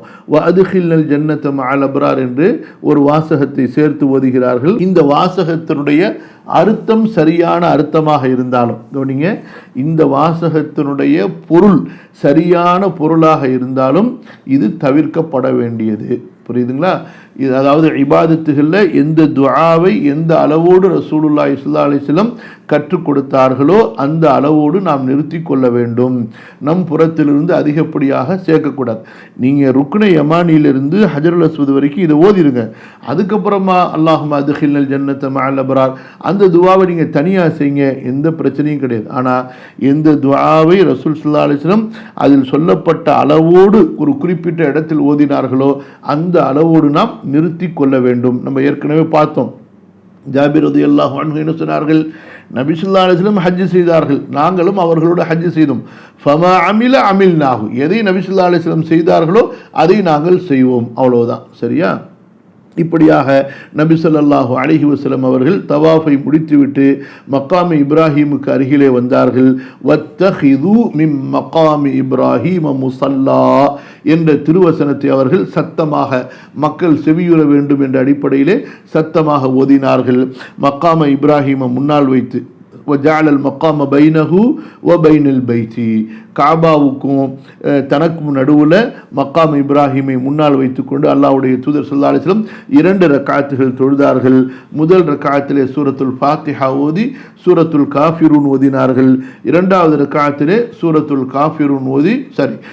ஃபாத்திஹா ஓதி சூரத்துல் இக்லாஸை ஓதினார்கள். இப்படியாக நபி ஸல்லல்லாஹு அலைஹி வஸல்லம் அவர்கள் தவாஃபுடைய தொழுகையை முடித்தார்கள். அதற்கு பிறகு ஜம்சம் தண்ணீர் குடிக்க வந்தார்கள். ஜம்சம் குடித்து பிறகு அதிலிருந்து சில சொட்டுகளை தங்களது தலையின் மீதும் ஊற்றி கொண்டார்கள். சில பேர் தலையிலையும் முகத்திலையும் ஊற்றுவாங்க, தலையில மட்டும்தான் போடணும். அதற்கு பிறகு ரசூலுல்லாஹி ஸல்லல்லாஹு அலைஹி வஸல்லம் மீண்டும் ஹஜருல் அஸ்வதை நோக்கி வந்து ஹஜருல் அஸ்வதை முத்தமிட்டார்கள். தங்களது கரத்தால் அதை தடவி தங்களது முகத்திலும் தடவி கொண்டார்கள். சரி, இப்போ முடியாதுன்னு சொன்னால் என்ன அர்த்தம்? அதாவது இருக்கக்கூடிய கூட்டத்தில் நம்ம ஹஜருல் அஸ்வத் வரைக்கும் போய் சேரவே முடியாது. அப்போ என்ன செய்யணும்? தவாஃபு செய்யும்போதும் சரி ஹாஜிகள் இஷாரா செய்தால் போதுமானது. ஆனால் ஜம்சம் தண்ணி குடித்ததுக்கு பிறகு இப்போ இஷாரா கிடையாது. ஒன்று முடிஞ்சால் ஹஜருல் அஸ்வத் வரைக்கும் போய் தொட்டு தடவி தனது முகத்தில் தடவி கொள்வது, முத்தமிடுவது. அப்படி முடியலன்னா அப்போ இஷாரா கிடையாது, போயிட வேண்டியதுதான். ஆமாம், எப்போ இஷாரா? தவாஃபு செய்யும் போது முத்தமிடவில்லை முடியவில்லை என்றால், தங்களது தடியாலும் அல்லது ஒரு பொருளாலும் தொட்டும் முத்தமிட முடியவில்லை என்றால் அப்போ மட்டும்தான் இஷாரா செய்யணும். ருக்னே யமானியை பொறுத்த வரைக்கும் தொட மட்டும்தான் செய்யணும். தொட முடியல, பக்கத்தில் போக முடியல, தவாஃபில் இருந்து கொண்டு இருக்கிறீங்க என்றால் இஷாரா செய்யக்கூடாது. இஷாரா என்பது ஹஜருல் அஸ்வதை முத்தமிட முடியவில்லை என்றாலோ தொட முடியவில்லை என்றாலோ ஹஜருல் அஸ்வதுக்கு உரியது. பல ஹாஜிகளை நம்ம பார்ப்போம். நீங்கள் அங்கே பார்க்கும் பொழுது ருக்னே யமானிக்கு வரும் பொழுதும் ருக்னே யமானியையும் பெரும்பாலும் வேகமாக சுற்றி கொண்டு இருக்கும்போது தொட முடியாது. அதுக்குன்னு உள்ளார மக்களை பிளந்து கொண்டு போனால் தான் தொட முடியும். அப்போ என்ன செய்கிறாங்க? ருக்னே யமானிக்கு தக்பீர் சொல்லி இஷாரா செய்கிறாங்க. இது நபி வழி அல்ல என்பதை தெரிந்து கொள்ள வேண்டும். அல்லாஹ்வுடைய தூதர் ஸல்லல்லாஹு அலைஹி வஸல்லம் இப்படியாக தங்களுடைய தவாஃபை முடிக்கின்ற நேரத்தில் உமருல் ஃபாரூக் ரலியல்லாஹு அன்ஹு அவர்களை பார்க்கிறார்கள். உமருல் ஃபாரூக் அவர்கள் மிகுந்த சிரமம் எடுத்து மக்களை தள்ளுமுள்ளு செய்து கொண்டு ஹஜருல் அஸ்வதை முத்தமிடுவதற்காக செல்வதை பார்த்தபோது அல்லாஹ்வுடைய தூதர் ஸல்லல்லாஹு அலைஹி வஸல்லம் அவர்கள் உமருக்கு விளக்கம் சொல்கிறார்கள். உமரே, இன்னக ரஜுலுன் கவியுன், நீங்கள் வலிமை மிக்க பலமான மனிதர். லா துஸாஹிம் அலல் ஹஜரி, ஹஜருல் அஸ்வதை முத்தம் போடுறதுக்கு இப்படி நீங்கள் நெருக்கடிக்கு ஆளாகாதீர்கள், தள்ளுமுள்ளு செய்யாதீர்கள். தூதில் தஈஃப், பலவீனமானவருக்கு நீங்கள் தொந்தரவு கொடுக்கலாம். இன் வஜத்த ஹல்வத்தன் ஃபஸ்தலிம்ஹு, நீங்கள் அங்கே இடைவெளியை பார்ப்பீர்களே ஆனால் நீங்கள் முத்தமிடுங்கள். வ இல்லா ஃபஸ்தக்பில்ஹு வ ஹல்லில் வ கப்பிர், இல்லை என்றால் அதை முன்னோக்கி நின்று கொண்டு நீங்கள் லா இலாஹ இல்லல்லாஹ் அல்லாஹு அக்பர் என்று தக்பீர் கூறிவிட்டு நீங்கள் அந்த இடத்தை கடந்து சென்று விடுங்கள் என்று ரசூலுல்லாஹ் ஸல்லல்லாஹு அலைஹி வஸல்லம் அவர்கள் உமருல் ஃபாரூக் ரலியல்லாஹு அன்ஹு அவர்களுக்கு வழிகாட்டுகின்றார்கள். இந்த ஹதீஸை இமாம் அஹ்மத் முஸ்னதில் பதிவு செய்கிறார்கள். அதற்கு பிறகு அல்லாஹ்வுடைய தூதர் ஸல்லல்லாஹு அலைஹி வஸல்லம் அவர்கள் சஃபா நோக்கி புறப்படுகின்றார்கள். சஃபா மலையிலே ஏறி நின்றவர்களாக இன்ன ஸஃபா வல் மர்வத மின் ஷஆயிரில்லாஹ், நிச்சயமாக சஃபா மலையும் மர்வா மலையும் அல்லாஹுடைய அடையாள சின்னங்களில் உள்ளது என்ற அந்த குர்ஆனுடைய வசனத்தை ஓதிவிட்டு அபுதஉ பிமா பத அல்லாஹு பிஹி, அல்லாஹ் ஆரம்பித்ததை கொண்டு நான் ஆரம்பிக்கிறேன் என்று கூறி சஃபா மலையிலே ஏறி நின்று காபாவை பார்த்தவர்களாக முன்னோக்கியவர்களாக அல்லாஹு அக்பர் அல்லாஹு அக்பர் அல்லாஹு அக்பர் லா இலாஹ இல்லல்லாஹு வஹ்தஹு லா ஷரீக லஹு லஹுல் முல்கு வ லஹுல் ஹம்து வ ஹுவ அலா குல்லி ஷைஇன் கதீர் லா இலாஹ இல்லல்லாஹு வஹ்தஹு அன்ஜஸ வஅதஹு வ நஸர அப்தஹு வ ஹஸமல் அஹ்ஸாப வஹ்தஹு. என்ற திக்ரை துஆவை செய்கிறார்கள். அதற்கு பிறகு வதஆ ஃபி மகாபிஹி ذلك ما شاء الله أن يدعو ரொம்ப நேரம் நேரமாக நீண்ட துஆ நபி ஸல்லல்லாஹு அலைஹி வஸல்லம் செய்கிறார்கள். என்னென்ன துஆ அங்க செய்தார்கள் அதை பற்றி நமக்கு அறிவிக்கப்படல. ரொம்ப நேரம் துஆ கேட்டுக்கொண்டிருந்தார்கள் என்று வருகிறது. அதனால ஹாஜிகளும் அந்த இடங்களை அந்த நேரங்களை அவர்கள் வீணடித்து விடக்கூடாது. இப்ப இந்த இடத்துல ஒரு முறை செய்ததாக வந்திருக்கிறது, ஒரு முறையும் செய்யலாம். சில அறிவிப்புகள்ல நபி ஸல்லல்லாஹு அலைஹி வஸல்லம் லா இலாஹ இல்லல்லாஹு வஹ்தஹு லா ஷரீக லஹு லஹுல் முல்கு வ லஹுல் ஹம்து வ ஹுவ அலா குல்லி ஷைஇன் கதீர் லா இலாஹ இல்லல்லாஹு வஹ்தஹு அன்ஜஸ வஅதஹு வ நஸர அப்தஹு வ ஹஸமல் அஹ்ஸாப வஹ்தஹு. இதை செய்றாங்க, இந்த திக்ரை சொல்றாங்க, பிறகு துஆ கேட்கறாங்க, திரும்ப இந்த திக்ரை சொல்றாங்க, திரும்ப துஆ கேட்கறாங்க, திரும்ப இந்த திக்ரை சொல்றாங்க, திரும்ப துஆ கேட்கறாங்க. இப்படியாக 3 முறை இந்த திக்ர்களை செய்து ஒவ்வொரு முறைக்கு பிறகும் நீண்ட நேரம் துஆ கேட்டுவிட்டு புறப்பட்டதாக சில அறிவிப்புகளிலே வருகிறது. ஆக இந்த 2 முறைகளில் எந்த முறைகளை வேண்டுமானாலும் கடைபிடிக்கலாம். வெறும் சஃபா மேலே ஏறி இறங்கிட்டு போனாலே தவாஃபு சை கூடிவிடுமா என்றால் சை கூடிவிடும். ஆனால் சிறந்த சுன்னா என்ன என்றால் நின்று துஆ கேட்பது, அதுதான் சுன்னா. அதை புரிந்து கொள்ளணும். சரி, இப்போ இடம் பயங்கரமாக நெருக்கடியாக இருக்குது, கூட்டம் அதிகமாக இருக்குது, நிற்க முடியல, அங்கே ஏறி கொஞ்ச நேரம் கூட நின்னாலே போலீஸ்காரங்க துரத்திடுறாங்கன்னு சொன்னால் அந்த திக்ரை செய்தவர்களாகவே நம்ம செல்லலாம், துஆக்கள் கேட்டவர்களாகவே செல்லலாம். அங்கே போய் நம்ம சண்டை போட்டுட்டு இருக்க முடியாது. யார்கிட்ட அந்த போலீஸ்காரங்கள்ட்ட சண்டை போடுமா, அல்லது நம்ம நின்று துஆ கேட்கும்போது நம்மை தள்ளக்கூடிய கூட்டத்திரத்தில் போய் சண்டை போட முடியுமா? முடியாது. சரியா? ஹைர். ஆனால் சில ஹாஜிகள் வசதி இருந்தும் நேரம் இருந்தும் இடம் இருந்தும் துஆ செய்யாமல் நிற்காமல் சோம்பேறித்தனத்தால், புரியுதா, அலட்சியத்தால் இப்படி ஏறி அப்படியே இறங்கிடுவாங்க, அப்படி ஏறி அப்படியே இறங்கிடுவாங்க. இது இருக்கிறதே, இது கண்டிக்கத்தக்கது, வெறுக்கத்தக்கது. அல்லாஹ் பாதுகாக்கணும். அடுத்ததாக ரசூலுல்லாஹி ஸல்லல்லாஹு அலைஹி வஸல்லம் அந்த சஃபாவுக்கு மர்வாவுக்கும் இடையில் இருக்கக்கூடிய அந்த நடுப்பகுதி, அந்த அதாவது பத்னுல் வாதின்னு சொல்லுவாங்க, நடுப்பகுதியில் பத்னுல் வாதி, வயிற்று பகுதி, புரியுதா, அந்த பத்னுல் வாதி, அங்கே வந்த உடனே ரசூல் ஸல்லல்லாஹு அலைஹி வஸல்லம் நல்ல வேகமாக, இப்போ அந்த இடத்துல இந்த பச்சை விளக்கு போட்டிருப்பாங்க, அந்த இடத்துல ரொம்ப வேகமாக ரசூல் ஸல்லல்லாஹு அலைஹி வஸல்லம் ஓடுறாங்க. ஓடுனது மட்டுமல்ல, லா யுக்தஉல் அப்தஹு இல்லா ஷத்தா, அந்த இடத்துக்கு அப்தஹ் என்று சொல்லப்படும். அதை கடுமையாக ஓடியவர்களாக விரைந்தவர்களாகத்தான் அந்த இடம் கடக்கப்பட வேண்டும். இஸ்ஸஉ ஃபஇன்னல்லாஹ கதப அலைக்குமுஸ் ஸஇ, ஸஇ நீங்கள் செய்யுங்கள், அல்லாஹ் உங்கள் மீது ஸஇயை கடமையாக்கி இருக்கிறான், ஸஇ அல்லாஹ் உங்கள் மீது விதித்திருக்கிறான். அதாவது காபாவை தவாஃப் செஞ்சால் மட்டும் போதாது, சஃபா மர்வா 2 மலைகளுக்கு இடையிலும் நீங்கள் ஸஇ செய்ய வேண்டும் என்பதையும் அல்லாஹ்வுடைய தூதர் ஸல்லல்லாஹு அலைஹி வஸல்லம் வலியுறுத்தினார்கள். அவர்கள் வஷ்தத்த ஸல்லல்லாஹு அலைஹி வஸல்லம் ஃபி ஸஇ, புரியுதுங்களா, அந்த பத்னுல் வாதி அபுத்தஹ்ல கடுமையாக வஷ்தத்த நல்ல வேகமாக ஓடினாங்க. அது போக சஃபா மர்வாக்கு இடையில் உள்ள அந்த பகுதிகளில் நல்ல விரைந்து சுறுசுறுப்பாக நடக்கிறது. அப்படியே வேடிக்கை பார்த்துக்கிட்டு சுற்றிக்கிட்டு அப்படியே பராக்கு பார்த்துக்கிட்டு அப்படியே போனால் போவோம், பொறுமையாக போவோமே, அப்படி கிடையாது. அதை ஒரு முனைப்போட கடன்னு போய்கிட்டே இருக்கணும், புரியுதுங்களா, ஸ்டாப் இல்லாமல். அந்த மாதிரியாக அல்லாஹ்வுடைய தூதர் ஸல்லல்லாஹு அலைஹி வஸல்லம் நடந்தார்கள். ஹத்தா இன்ன இஸாரஹு லயதூரு அலா ருக்பத்திஹி மின் ஷித்தத்தி ஸஇ. இப்போ நீங்கள் இந்த கைலி கட்டிக்கிட்டு நடக்கும் பொழுது, இஹ்ராம் ட்ரெஸ் கட்டிட்டு நடக்கும் பொழுது வேகமாக நடந்தால் இந்த ஆடை இருக்கு பாருங்க, இந்த பக்கம் அந்த பக்கம் வேகமாக அடிக்கும் பாருங்க. அறிவிப்பாளர் சொல்கிறார், அவர்கள் வேகமாக நடந்த காரணத்தால், மின் ஷித்தத்தி ஸஇ, வேகமாக நடந்த காரணத்தால் அவர்களுடைய கீழாடையின் ஒரு பகுதி அவர்களுடைய முட்டுக்கால்களை சுழற்றி கொண்டு அதை சுற்றி கொண்டே இருந்தது என்பதாக. ஆக இந்த மாதிரி ஒவ்வொரு விஷயங்களையும், அதாவது எதை நபி ஸல்லல்லாஹு அலைஹி வஸல்லம் இபாதத்தாக செய்தார்களோ அந்த விஷயங்களை நாமும் கற்று அவற்றை நம்முடைய இபாதத்திலே பேணும்போது தான் அல்ஹம்துலில்லாஹ் அந்த இபாதத்துடைய ஒரு உயிரோட்டம், ஒரு அந்த உண்மை யதார்த்த நிலையை நாம் அடைய பெறுகிறோம். புரியுதா? இப்போ இன்றைய காலத்தை பொறுத்த வரைக்கும் முட்டாள்கள் செய்யக்கூடிய செயல் என்ன? எதற்கு அல்லாஹுடைய தூதர் ஸல்லல்லாஹு அலைஹி வஸல்லம் முக்கியத்துவம் கொடுத்தார்களோ, எதிலே அதிக கவனத்தை செலுத்தினார்களோ அவற்றையெல்லாம் முட்டாள்கள் புறக்கணித்து விடுவார்கள், அலட்சியம் செய்து விடுவார்கள். எதை அல்லாஹுடைய தூதர் ஸல்லல்லாஹு அலைஹி வஸல்லம் வழமையாக செய்தார்களோ அதை ஒரு இபாதத்தாக இல்லாமல், சரியா, அதை இன்றைய முட்டாள்கள் பெரிதுபடுத்தி அதற்கு ஒரு பெரிய ஒரு முக்கியத்துவத்தை கொடுத்து அதை அப்படி ஒரு பகட்டுப்படுத்தி செய்வதை பார்க்கிறோம். புரியுதா? இதெல்லாம் ஒரு பந்தா செயல், ஒன்றும் இல்லாததுக்கு, அதாவது எதுக்கு ரசூல் ஸல்லல்லாஹு அலைஹி வஸல்லம் வளமையாக இருந்துச்சோ அதை பெருசுப்படுத்துறது, எதை ரசூல் ஸல்லல்லாஹு அலைஹி வஸல்லம் இபாதத்தா செய்தார்களோ, முக்கியத்துவம் கொடுத்து வலியுறுத்தி செய்தார்களோ அதை அலட்சியம் செய்யறது. அல்லாஹ் பாதுகாப்பு. அப்போ சஃபா மலை முடிந்து மருவாக்கு வருகிறார்கள். மருவாவிலும் எப்படி சஃபாவிலே செய்தார்களோ அதே போல கிப்லாவை முன்னோக்கி தக்பீர் கூறி தஹ்லீல் கூறி, தஹ்லீல் என்று சொன்னால் இந்த லா இலாஹ இல்லல்லாஹு வஹ்தஹு லா ஷரீக லஹு இலா ஆகிரிஹி, அது வரைக்கும் உள்ள அந்த துவாவை ஓதுறது, கை தூக்கி துவா செய்தார்கள். மக்கள் கூட்டம் ஏறிடுச்சு. எப்போ நபி ஸல்லல்லாஹு அலைஹி வஸல்லம் அதாவது தவாஃப் முடிச்சு இப்போ சை செஞ்சுக்கிட்டு இருக்கிறாங்க.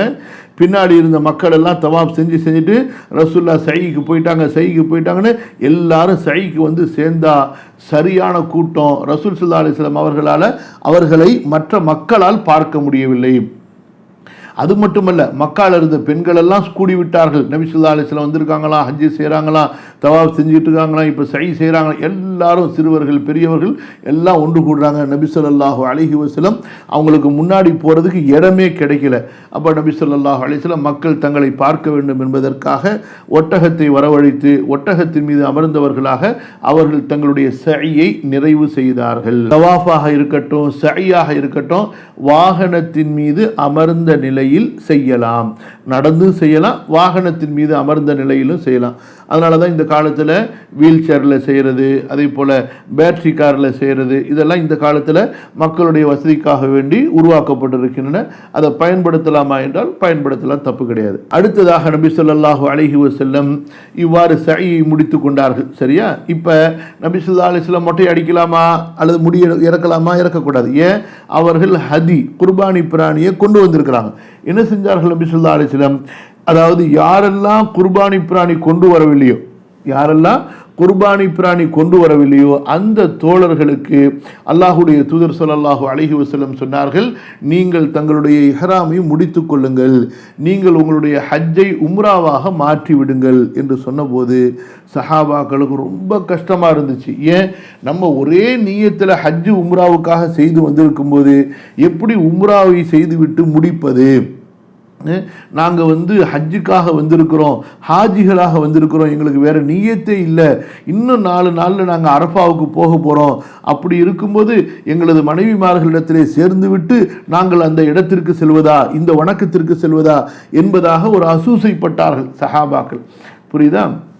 அப்போ ரசூலுல்லாஹி ஸல்லல்லாஹு அலைஹி வஸல்லம் அவர்களுக்கு இந்த மாதிரி சஹாபாக்கள் பேசிக்கிறாங்க என்ற செய்தி கிடைச்சப்ப ரொம்ப கவலைப்பட்டு அவர்கள் ஆயிஷா ரலியல்லாஹு அன்ஹாவை சந்தித்த போது ஆயிஷா ரலியல்லாஹு அன்ஹா அவங்களுக்கு ரொம்ப கோபம் வந்துருச்சு. மன் அக்தபக அத்கலஹுல்லாஹு நார், அல்லாஹ்வின் தூதரே உங்களை யார் கோபப்படுத்துவாரோ அல்லாஹ் அவரை நரகத்தில் நுழைப்பானாக என்று ஆயிஷா ரலியல்லாஹு அன்ஹா கோபத்தில் அவங்களும் சொல்கிறாங்க. சரியா?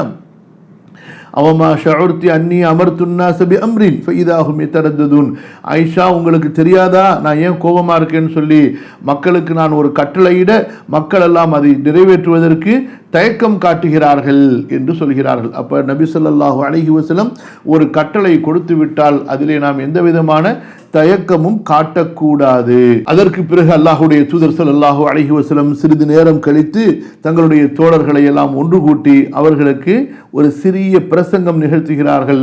அல்லாஹுவை புகழ்ந்து துதித்துவிட்டு அல்லாஹுடைய தூதர் ஸல்லல்லாஹு அலைஹி வஸல்லம் தோழர்களுக்கு சொன்னார்கள், கத் அலிம்தும் அன்னி அத்காக்கும் லில்லாஹ் வ அஸ்தகுக்கும் வ அபர்ருக்கும் வலௌலா ஹஜ்இ லஹலல்து கமா தஹல்லூன் ஃபஹுல்லு ஃபலவ் இஸ்தக்பல்து மின் அம்ரி மஸ்தத்பர்து மா அஹ்தைது ஃபஹலல்னா வ சமிஅனா வ அதாஅனா. தோழர்களே, உங்களுக்கு நன்றாக தெரியும், நான் உங்களை விட அல்லாஹுவை அதிகமாக பயப்படக்கூடியவன், உங்களிலேயே அல்லாஹுவிற்கு மிகவும் உண்மையாளன், உங்களிலேயே அல்லாஹுவிற்கு மிகவும் நல்ல முறையிலே அல்லாஹ்வுடைய கட்டளைகளை பேணி நடக்கக்கூடியவன் என்பது உங்களுக்கு தெரியும் தானே. நான் என்னுடைய குர்பானி பிராணிகளை கொண்டு வந்திருக்கவில்லை என்றால் நீங்கள் எப்படி இஹ்ராமை முடித்துக் கொள்ளப் போகிறீர்களோ அப்படித்தான் நானும் இஹ்ராமை முடித்துக் கொண்டிருப்பேன். ஆகவே ஃபஹுல்லு, நீங்களெல்லாம் கண்டிப்பாக இஹ்ராமை முடித்துக் கொள்ளுங்கள். அடுத்த ஆண்டு, இந்த ஆண்டு அல்லாமல் அடுத்த ஆண்டுக்கு நான் ஹஜ்ஜுக்கு வருவேனே ஆனால் ஃபலோ இஸ்தக்பல்து மின் அம்ரி மஸ்தக்பர்து, இப்ப செய்த ஹஜ்ஜை போன்று அடுத்த ஆண்டு நான் ஹஜ்ஜுக்கு வருவேனேனால் மா அஹதைது, நான் குர்பானி பிராணிகளை கொண்டு வந்திருக்க மாட்டேன் என்று அல்லாஹுடைய தூதர் ஸல்லல்லாஹு அலைஹி வஸல்லம் வலியுறுத்தி சொன்னதற்கு பிறகு எல்லா தோழர்களும் தங்களுடைய இஹ்ராமை முடித்து கொண்டார்கள். முடித்தது மட்டுமல்ல, வ சமிஅனா வ அத்தஅனா, நாங்கள் தூதருடைய கூற்றுக்கு கீழ் காது கொடுப்போம், செவி கொடுப்போம், அதற்கு நாங்கள் கீழ்ப்படிந்து நடப்போம் என்றும் அந்த தோழர்கள் தங்களுடைய அந்த இத்தாஅத்தை வெளிப்படுத்தினார்கள். மக்கள் எல்லோரும் முடியை குறைத்து கொண்டு அவர்கள் இஹ்ராமை முடித்து கொண்டார்கள். அல்லாஹுடைய தூதர் ஸல்லல்லாஹு அலைஹி வஸல்லம் அவர்களையும் மேலும் சஹாபாக்கள் யாரு குர்பானி பிராணிகளை கொண்டு வந்திருந்தார்களோ அவர்களை தவிர. ஜாபிர் ரலியல்லாஹு அன்ஹு ரசூல் ஸல்லல்லாஹு அலைஹி வஸல்லம் இந்த ஹஜ்ஜத்துல் விதாவை அறிவிக்கக்கூடிய தோழர் சொல்கிறார்கள், நாங்கள் இஹ்ராமை முடித்துக் கொண்டோம், எங்களிலே மனைவிமார்களோடு வந்திருந்தவர்கள் தங்களது மனைவிமார்களோடு சேர்ந்தார்கள். இப்படியாக நறுமணம் பூசி புதிய ஆடைகளையும் நாங்கள் அணிந்து கொண்டோம். இதற்கு பிறகு என்ன நடக்குது? அல்லாஹுடைய தூதர் ஸல்லல்லாஹு அலைஹி வஸல்லம் திரும்ப போயிடுறாங்க. மக்காவிலிருந்து மினா நோக்கி உள்ள பாதை, சரியா, அந்த அதாவது மக்காவினுடைய வடகிழக்கு அந்த பாதையில முஹஸ்ஸப் என்ற இடத்துல போய் கூடாரமிட்டு அங்கே ரசூலுல்லாஹி ஸல்லல்லாஹு அலைஹி வஸல்லம் தங்கிக் கொள்கிறார்கள். மீதமுண்டான 4 நாள், சரியா, பிறகு 4க்கு வந்தாங்க. அந்த 4 அப்புறம் 5 6 7 4 நாள் ரசூல் ஸல்லல்லாஹு அலைஹி வஸல்லம் அந்த கூடாரத்தில் தான் தங்குறாங்க. திரும்ப எங்கே வரல? காபாவுக்கு வரல. அந்த இடத்திலேயே தங்கி கொண்டு அவர்கள் தொழுகைகளை 4 ரக்காத்து தொழுகைகளை சுருக்கி அவர்கள் தொழுதார்கள். வலம் யர்ஜி இலல் காபா, காபாவிற்கு அவர்கள் திரும்ப வரவில்லை. தங்களை சந்திக்க வந்த தோழர்கள் யாரையும் ரசூல் ஸல்லல்லாஹு அலைஹி வஸல்லம் தடுக்கல. தங்களுக்கென்று ஒரு ஹாஜிப்னு சொல்லுவாங்க. ஹாஜிப்னு சொன்னா ஒரு பணியாளர். பணியாளர்னா இந்த செக்யூரிட்டின்னு சொல்லுவாங்கல்ல, தங்களை சந்திக்க வரதா இருந்தா அவர் மற்றவங்க வரக்கூடியவங்களை தடுத்து கேட்டு விசாரிச்சுட்டு அனுமதி வாங்கினதுக்கு பிறகு அவங்களை உள்ளார விடுவாங்க. அவங்களுக்கு பேர் ஹாஜிப். அந்த மாதிரி யாரையும் ரசூல் ஸல்லல்லாஹு அலைஹி வஸல்லம் தனக்கு வைத்துக் கொள்ளவில்லை. எல்லா தோழர்களும் சந்திக்கிறாங்க, எப்போ விரும்புகிறாங்களோ சந்திக்கிறாங்க. ரசூல் ஸல்லல்லாஹு அலைஹி வஸல்லம் அவர்களை சுற்றி ஒரு பெரிய கூட்டம் எப்போதும் தொடர்ந்து கொண்டே இருக்கிறது. நபி ஸல்லல்லாஹு அலைஹி வஸல்லம் உது செய்தால் அந்த உதுவுடைய நீரை தோழர்கள் அள்ளிக்கொள்கிறார்கள். அதை தங்களது முகத்தின் மீது தடவிக்கொள்கிறார்கள். அபூ ஜுஹைஃபா ரலியல்லாஹு அன்ஹா சொல்லுகின்றார்கள், நபி ஸல்லல்லாஹு அலைஹி வஸல்லம் அவர்கள் உது செய்தார்கள். பிலால் ரசூலுல்லாஹி ஸல்லல்லாஹு அலைஹி வஸல்லம் உது செய்த தண்ணீரை அப்படியே அள்ளிக்கொண்டார். நான் பார்த்தேன், மக்களை எல்லாம் பிலாலிடமிருந்து அந்த தண்ணீரை அள்ளிக்கொள்வதிலே சேகரித்துக் கொள்வதிலே மக்கள் போட்டி போட்டதை நான் பார்த்தேன். யாருக்கு தண்ணீர் கிடைத்ததோ அதை அவர் தனது முகத்திலே தடவிக்கொண்டார். யாருக்கு கிடைக்கவில்லையோ தன்னுடைய தோழருடைய கையில் இருந்த அந்த ஈரத்தை கொண்டு அவர் அதை தனது கையிலே தடவி தங்களது முகங்களிலே தடவி கொண்டார்கள். இப்படியாக அந்த தோழர்கள் அல்லாஹுடைய தூதர் ஸல்லல்லாஹு அலைஹி வஸல்லம் அவர்கள் மீது இருந்த அந்த பிரியத்தை அங்கே வெளிப்படுத்தினார்கள். மற்றும் ஒரு அறிவிப்பில் என்ன வருதுன்னு சொன்னா, அதாவது அபூ ஜுஹைஃபா ரலியல்லாஹு அன்ஹா சொல்லுகின்றார்கள், மக்கள் எல்லாம் இப்படி தண்ணிக்கு போட்டி போடும் பொழுது ரசூலுல்லாஹ்வுடைய தண்ணியை எடுத்துக்கிறாங்க. அந்த தண்ணியை யார் எடுத்துட்டு போனாங்களோ அந்த தண்ணியை தொட்டு அவங்க தடவிக்கிறாங்க. நான் என்ன செஞ்சேன்? ரசூலுல்லாஹ்வுடைய கையை எடுத்தே என் முகத்தில் வைத்துக்கொண்டேன். சுப்ஹானல்லாஹ் சொல்றாங்க, ஒரு ஐஸ் கட்டியை விட அந்த கை அவ்வளவு குளுமையாக இருந்தது, கஸ்தூரியை விட அது அவ்வளவு மனமாக இருந்தது என்பதாக அபூ ஜுஹைஃபா ரலியல்லாஹு அன்ஹு அவர்கள் ரசூலுல்லாஹ் ஸல்லல்லாஹு அலைஹி வஸல்லம் அவர்களுடைய மேனியை விவரிக்கிறார்கள். இந்த நேரத்தில் அலி ரலியல்லாஹு அன்ஹு அவர்கள் வருகிறார்கள். நேராக வந்து தங்களுடைய மனைவி ஃபாத்திமாவை பார்த்தா, ஃபாத்திமா ரலியல்லாஹு அன்ஹா இஹ்ராமை முடிச்சுக்கிட்டாங்க. உம்ராவை முடிச்சுட்டு நல்லா அழகாக ட்ரெஸ் பண்ணிக்கிட்டு சுர்மாவை போட்டுக்கிட்டு அழகாக உட்காந்துருக்குறாங்க. அலி ரலியல்லாஹு அன்ஹு அவங்களுக்கு வந்துச்சு கோபம். என்ன ஹஜ்ஜுக்கு வந்துட்டு இஹ்ராமெல்லாம் முடிச்சுட்டு நல்ல இஹ்ராம்னா பெண்களுக்கு பொறுத்த வரைக்கும் அவங்களுக்கு நார்மலான உடையில் இருக்கிறதா. என்னன்னு சொன்னால் வலபிசத் சியாபன் சபீகன், நல்ல நிறமான ஆடையை போட்டுக்கிட்டாங்க. அதே போல் சுர்மா போட்டுக்கிறாங்க, நறுமணம் இருக்குது. நல்ல கோபம் வந்துருச்சு. மன் அமரக பிஹாதா, யார் உங்களுக்கு இப்படி செய்ய சொன்னா அப்படின்னு சொல்லி சைலண்ட்டாக ஃபாத்திமா ரலியல்லாஹு அன்ஹா சொன்னார்கள், இன்ன அபி அமரனி பிஹாதா, எங்கள் அத்தா தான் எங்களுக்கு இப்படி செய்ய சொன்னாங்க அப்படின்னு சொல்லி. இப்போ நம்ம அப்படி சொல்ல முடியாது, புரியுதா? இவங்களுக்கு யார் அத்தா? ரசூலுல்லாஹி ஸல்லல்லாஹு அலைஹி வஸல்லம். அப்போ அலி ரலியல்லாஹு அன்ஹு நேராக ரசூல் ஸல்லல்லாஹு அலைஹி வஸல்லம் இடத்துல போய், என்ன யா ரசூலல்லாஹ் இப்படி இருக்கிறாங்களே, இந்த மாதிரி செஞ்சுட்டாங்களேன்னு சொல்லி, சதகத் சதகத், அவங்க சொன்னது கரெக்டு தான், அவங்க சொன்னது சரிதான், அன அமர்துஹா பிஹி, நான் தான் ஃபாத்திமாவுக்கு இப்படி செய்யும்படி கட்டளையிட்டேன் என்பதாக சொல்லிவிட்டு அலி ரலியல்லாஹு அன்ஹு அவர்களிடத்தில் கேட்டார்கள், அலியே நீங்கள் எப்படி இஹ்ராம் கட்டி கொண்டு வந்தீர்கள் என்பதாக. அலி ரலியல்லாஹு அன்ஹு எவ்வளவு பெரிய ஈமான், எவ்வளவு பெரிய அறிவு பாருங்க. சொன்னார்கள், அல்லாஹும்ம இன்னி உஹில்லு பிமா அஹல்ல பிஹி ரசூலுக்கு, அல்லாஹுவே உன்னுடைய ரசூல் எதற்கு இஹ்ராம் அணிந்தார்களோ, இஹ்ராம் கட்டினார்களோ அதற்கு நான் இஹ்ராம் கட்டுகிறேன், அதற்கு நான் தல்பியா சொல்கிறேன் என்று கூறினேன் என்று சொன்ன உடனே பார்த்தாங்க ரசூல் ஸல்லல்லாஹு அலைஹி வஸல்லம், நீங்கள் குர்பானி பிராணிகளை கொண்டு வந்திருக்கிறீங்களா? ஆமாம் அல்லாஹ்வுடைய தூதரே, நான் குர்பானி பிராணிகளை கொண்டு வந்திருக்கிறேன். அப்படி என்றால் நீங்கள் இஹ்ராமை முடிக்காதீர்கள் என்று சொல்லிவிட்டார்கள். இங்கே பாருங்கள், ரசூலுல்லாஹி ஸல்லல்லாஹு அலைஹி வஸல்லம் எதற்கு இஹ்ராம் கட்டினார்களோ அதற்கு நான் இஹ்ராம் கட்டுகிறேன். ஏன்னா இவங்க யமன்லேருந்து வர்றாங்க. அப்படி சொல்லி இருந்தும் கூட நபி ஸல்லல்லாஹு அலைஹி வஸல்லம் அவர்கள் கிரானுக்காக இஹ்ராம் கட்டியிருந்து, ஆனால் அலி ரலியல்லாஹு அன்ஹு அவர்களுடைய உம்ராவை ஹஜ்ஜு தமத்துஆக மாற்றிக்கொள்ள சொல்கிறார்கள். காரணம் என்ன? அதுதான் சிறந்தது என்பதற்காக, சரி மாற்றிக்கொள்ள விரும்புகிறாங்க. ஆனால் குர்பானி பிராணியை கொண்டு வந்திருந்ததுனால இப்போ வேறு செய்ய வழி இல்லை, கண்டிப்பாக குர்பானி பிராணியை அறுத்தாதான் ஹலால் ஆக முடியும். அதனால் அல்லாஹ்வுடைய தூதர் ஸல்லல்லாஹு அலைஹி வஸல்லம் தங்களை போன்று அவர்கள் ஹஜ்ஜை தொடரும்படி, அதாவது கிரானில் இருக்கும்படி கட்டளையிட்டு இருந்தார்கள். அப்போ இந்த இடத்துல என்ன தெரியுது? இப்படி சொல்லியிருந்து கூட ரசூலுல்லாஹ்வுடைய நியத்தை தான் நான் வைக்கிறேன், ரசூலுல்லாஹ்வுடைய நியத்து ஹஜ்ஜு கிரான், ஆனாலும் குர்பானி பிராணி இல்லை என்று இருந்திருக்குமேனால் அப்போ கண்டிப்பாக ரசூல் ஸல்லல்லாஹு அலைஹி வஸல்லம் அலி ரலியல்லாஹு அன்ஹு அவர்களை ஹஜ்ஜு தமத்துஆக மாற்றும்படி சொல்லியிருப்பார்கள். அதனால் இன்றைக்கு சில ஹாஜிகள் என்ன செய்கிறார்கள்? அதாவது ஒரு ஹாஜிகளுடைய கூட்டம் குர்பானி கொடுக்கறதுக்கு சங்கடப்பட்டுக்கிட்டு, ஒன்று வசதி இல்லைன்னா வேற விஷயம், அல்லது நோம்பாவது வைக்கணும், சரியா? அப்படி அதுக்கும் சோம்பேறித்தனம் பட்டு கொண்டு ஹஜ்ஜி இஃப்ராது செய்கிறார்கள். அல்லது என்ன செய்கிறார்கள்? நபி ஸல்லல்லாஹு அலைஹி வஸல்லம் கிரானு தானே செஞ்சாங்க, அதனால நாங்கள் கிரானு செய்வோம் என்பதாக அவர்கள் ஒரு அதிக பிரசங்கித்தனமான வேலை செய்கிறார்கள். அல்லாஹ்வுடைய தூதர் ஸல்லல்லாஹு அலைஹி வஸல்லம் அவங்களே ஹஜ்ஜுடைய கிரானுடைய நியத்து வைத்ததற்கு பிறகு கூட என்ன சொன்னாங்க? எல்லாம் முடிஞ்சதுக்கு பிறகு, குர்பானி பிராணி இல்லாமல் இருந்திருந்தால் கண்டிப்பாக நான் உம்ராவை கொண்டு நான் நிறைவு செய்திருப்பேன், ஹலாலாகி இருப்பேன், புரியுதா? ஹஜ் தமத்துஆக மாற்றி இருப்பேன் என்று சொல்கிறார்கள். அதனால இந்த மாதிரி செய்யறது இருக்குதே, இது ஏற்றமானது அல்ல. கொஞ்ச நேரங்களில் பார்த்தா அபு மூஸா அல்-அஷ்அரி ரலியல்லாஹு அன்ஹு அவர்கள் வருகிறார்கள். அவங்களும் யமனுடைய இன்னொரு பகுதியிலேருந்து வர்றாங்க. அவர்களிடத்தில் கேட்குறாங்க, அபு மூஸா நீங்க எதற்கு இஹ்ராம் கட்டி கொண்டு வந்தீர்கள்? சொன்னாங்க, அஹ்லல்துக இஹ்லாலின் நபி ஸல்லல்லாஹு அலைஹி வஸல்லம், நபியுடைய இஹ்ராமை போன்று, நபியுடைய தல்பியாவை போன்று நான் தல்பியா சொல்கிறேன் என்று நான் கூறினேன் அல்லாஹ்வுடைய தூதரேன். அப்போ ரசூல் ஸல்லல்லாஹு அலைஹி வஸல்லம் அடுத்து அவங்களிடத்திலே அதே கேள்வியை கேட்குறாங்க, ஹல் மஅக மின் ஹதியின், அபு மூஸா உங்களிடத்திலே குர்பானி பிராணி இருக்கிறதா என்று அபு மூஸா சொல்கின்றார்கள், அல்லாஹ்வுடைய தூதரே என்னிடத்தில் குர்பானி பிராணி இல்லை, நான் கொண்டு வரவில்லை என்று. உடனே ரசூல் ஸல்லல்லாஹு அலைஹி வஸல்லம் அவர்கள், நீங்கள் உம்ராவை செய்து உங்களுடைய ஹஜ்ஜுடைய நியத்தை முடித்துக் கொள்ளுங்கள் என்று சொல்கிறார்கள். நான் காபாவை தவாப் செய்து சஃபா மர்வாவிலே சஇ செய்து என்னுடைய இஹ்ராமை முடித்து கொண்டேன். புரியுதுங்களா? அப்போ இதிலிருந்து நல்ல தெளிவாக தெரியுது, ஹஜ் தமத்து என்பது தான் மிக சிறந்தது, ஏற்றமானது.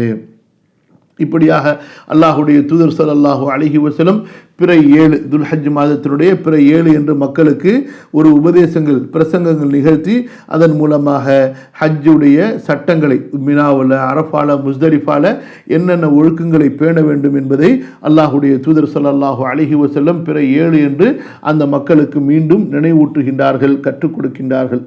இன்ஷா அல்லாஹ் அடுத்த அமர்விலே நபி ஸல்லல்லாஹு அலைஹி வஸல்லம் அவர்கள் யௌமுத் தர்வியா பிற 8க்கு புறப்பட்டதிலிருந்து ஹஜ் முடிக்கின்ற வரை இன்ஷா அல்லாஹ் பார்ப்போம். அல்லாஹ் சுப்ஹானஹு வ தஆலா எப்படி நபி ஸல்லல்லாஹு அலைஹி வஸல்லம் அவர்களுடைய வணக்க வழிபாடுகளை நாம் படித்தோமோ அதுபோன்று நம்முடைய வணக்க வழிபாடுகளை அமைத்துக் கொள்வதற்கும் அவர்களுடைய நற்குணங்களை கொண்டு நாம் நற்குணங்களை பெற்றுக்கொள்வதற்கும் கற்றுக்கொள்வதற்கும் வாழ்க்கையிலே செயல்படுத்துவதற்கும் அருள் புரிவானாக.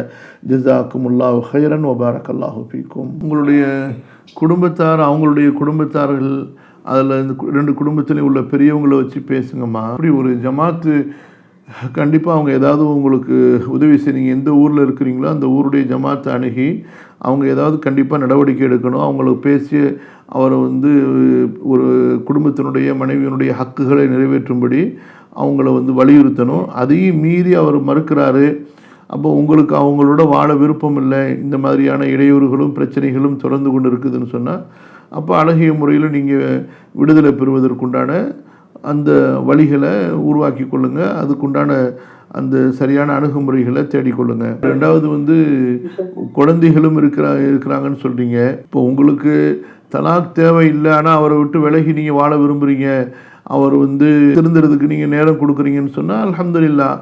இல்லை உங்களுடைய ஹக்குகள் உங்களுக்கு வேணும், அப்படி இல்லாத நிலையில் அவரோட நீங்கள் வாழ விருப்பம் இல்லைன்னு சொன்னால் அது அல்லாஹ் உங்களுக்கு கொடுத்த உரிமை, அதை நீங்கள் பயன்படுத்துறது தவறு கிடையாது. அது 1வது விஷயம், எந்த ஒரு காரணத்தை கொண்டும் நன்மையை எடுத்து சொல்வதையும் தீமையை தடுப்பதையும் நம்ம விடக்கூடாது. அப்படி செய்வதால் நண்பர்களோ உறவுகளோ உறவை முறிக்கிறார்கள் என்றால் அவர்கள்தான் குற்றவாளிகளை தவிர நாம் குற்றவாளிகள் அல்ல. 3வது, அவர்கள் நம்முடைய உறவுகளை முறித்து கொண்டாலும் நாம் அவர்களை தேடி சென்று சலாம் சொல்வது, பேசுவது, அழகிய முறையில் அவர்களுக்கு தேவையான உதவிகளை செய்கிறது நம்ம மேலே கடமையாக இருக்கும். அவர்கள் மீண்டும் மீண்டும் புறக்கணித்து போகிறாங்க, நாம் அவங்கள சந்திக்கிறதையே அவங்க தவிர்த்து கொள்கிறாங்க, வாய்ப்பே கொடுப்பதில்லை என்றால் அந்த குற்றம் அவர்களை சேரும். ஆனால் நாம் அவர்களோட கண்டிப்பாக அந்த உறவுகளை பேணிதான் ஆகணும். அன்லெஸ் அவர்களோட அவங்கள பார்க்கறதுனால சேர்றதுனால நம்மையும் அவர்கள் பாவத்தில் தள்ளி விடுவார்கள், நம்மையும் அவர்கள் பாவத்திற்கு இழுத்து விடுவார்கள் என்ற பயம் இருக்குமேனால் அப்போ அந்த அளவுக்கு நாம் அவர்களை விட்டு விலகி இருக்கலாம். மற்றபடி நாம அவர்களை சந்திப்பதை புறக்கணிக்கக்கூடாது, தவிர்க்கக்கூடாது. அதே போல் அவர்கள் நம்ம மேலே கோச்சிக்கிறாங்க, நம்ம ஏதாவது நல்லது சொன்னால் என்பதற்காக வேண்டி நல்ல விஷயங்களை நாம் சொல்லாமலும் தீமைகளை தடுக்காமலும் இருக்கக்கூடாது. அதே போல் நல்ல விஷயங்களை சொல்லும் பொழுது எந்த அளவுக்கு முடியுமோ அழகிய முறையிலையும் அன்பான முறையிலையும் அழகிய வார்த்தைகளை கொண்டு உது இலா சபீலி ரப்பிக பில் ஹிக்மத்தி வல் மௌஇஸத்தில் ஹஸனா. அதே போல் அவர்கள் மீது அவர்களுக்கு அந்த நன்மையின் மீது ஆசை வர்ற மாதிரி சொல்லணும், வெறுப்பு வர மாதிரி சொல்லக்கூடாது. ஒரு தீமையை தடுக்கும்போது அந்த அந்த பாவம் எப்பேற்பட்ட ஒரு பாவம், அதுக்கு என்ன அல்லாஹ்விடத்தில் தண்டனை இருக்குது, அந்த மாதிரி நல்ல அதாவது அறிவுரைகளை குர்ஆன் ஹதீஸ்லேருந்து எடுத்து பொறுமையாக சொல்லி அவங்களுக்கு அது புரியறதுக்கு உண்டான அந்த ஒரு வாய்ப்பை ஏற்படுத்தக்கூடிய அளவுக்கு அந்த உபதேசம் அமைஞ்சிருக்கணும். தௌபீஹ் பழிக்கும் விதமாகவோ ஏசும் விதமாகவோ குறை சொல்லும் விதமாகவோ மட்டம் தட்டும் விதமாகவோ அந்த மாதிரி இருக்கக்கூடாது. அது வெறுப்பை ஏற்படுத்திடும். அதாவது இந்த பாருங்க, இந்த கை இருக்கா, சுபஹானல்லாஹ் சுபஹானல்லாஹ் வல்ஹம்துலில்லாஹ் வலா இலாஹ இல்லல்லாஹ் அல்லாஹு அக்பர், 1 விரல் 2 விரல் 3 4 5, அப்புறம் திரும்ப விரிச்சிட்டு திரும்ப மடக்கிறது. இந்த மாதிரி 33 தடவை என்றது அல்லது 100 தடவை என்றது இது ஏற்றமானதுன்னு சொல்றாங்க. அல்லது அதாவது ஒரு தடவை மடக்கிறது மடக்கியாச்சு, அதுக்கப்புறமா விரிக்கிறது, இந்த மாதிரி என்னலாம். அல்லது சுப்ஹானல்லாஹ் வல்ஹம்துலில்லாஹ் வலா இலாஹ இல்லல்லாஹ் அல்லாஹு அக்பர், அதாவது ஒரு விரலுக்கும் உதாரணம் சுப்ஹானல்லாஹ் சுப்ஹானல்லாஹ் சுப்ஹானல்லாஹ், இந்த மாதிரி ஒவ்வொரு விரல்லையும் 3 தடவை. சரிங்களா? இந்த மாதிரி நம்ம கணக்கு வைக்கலாம்.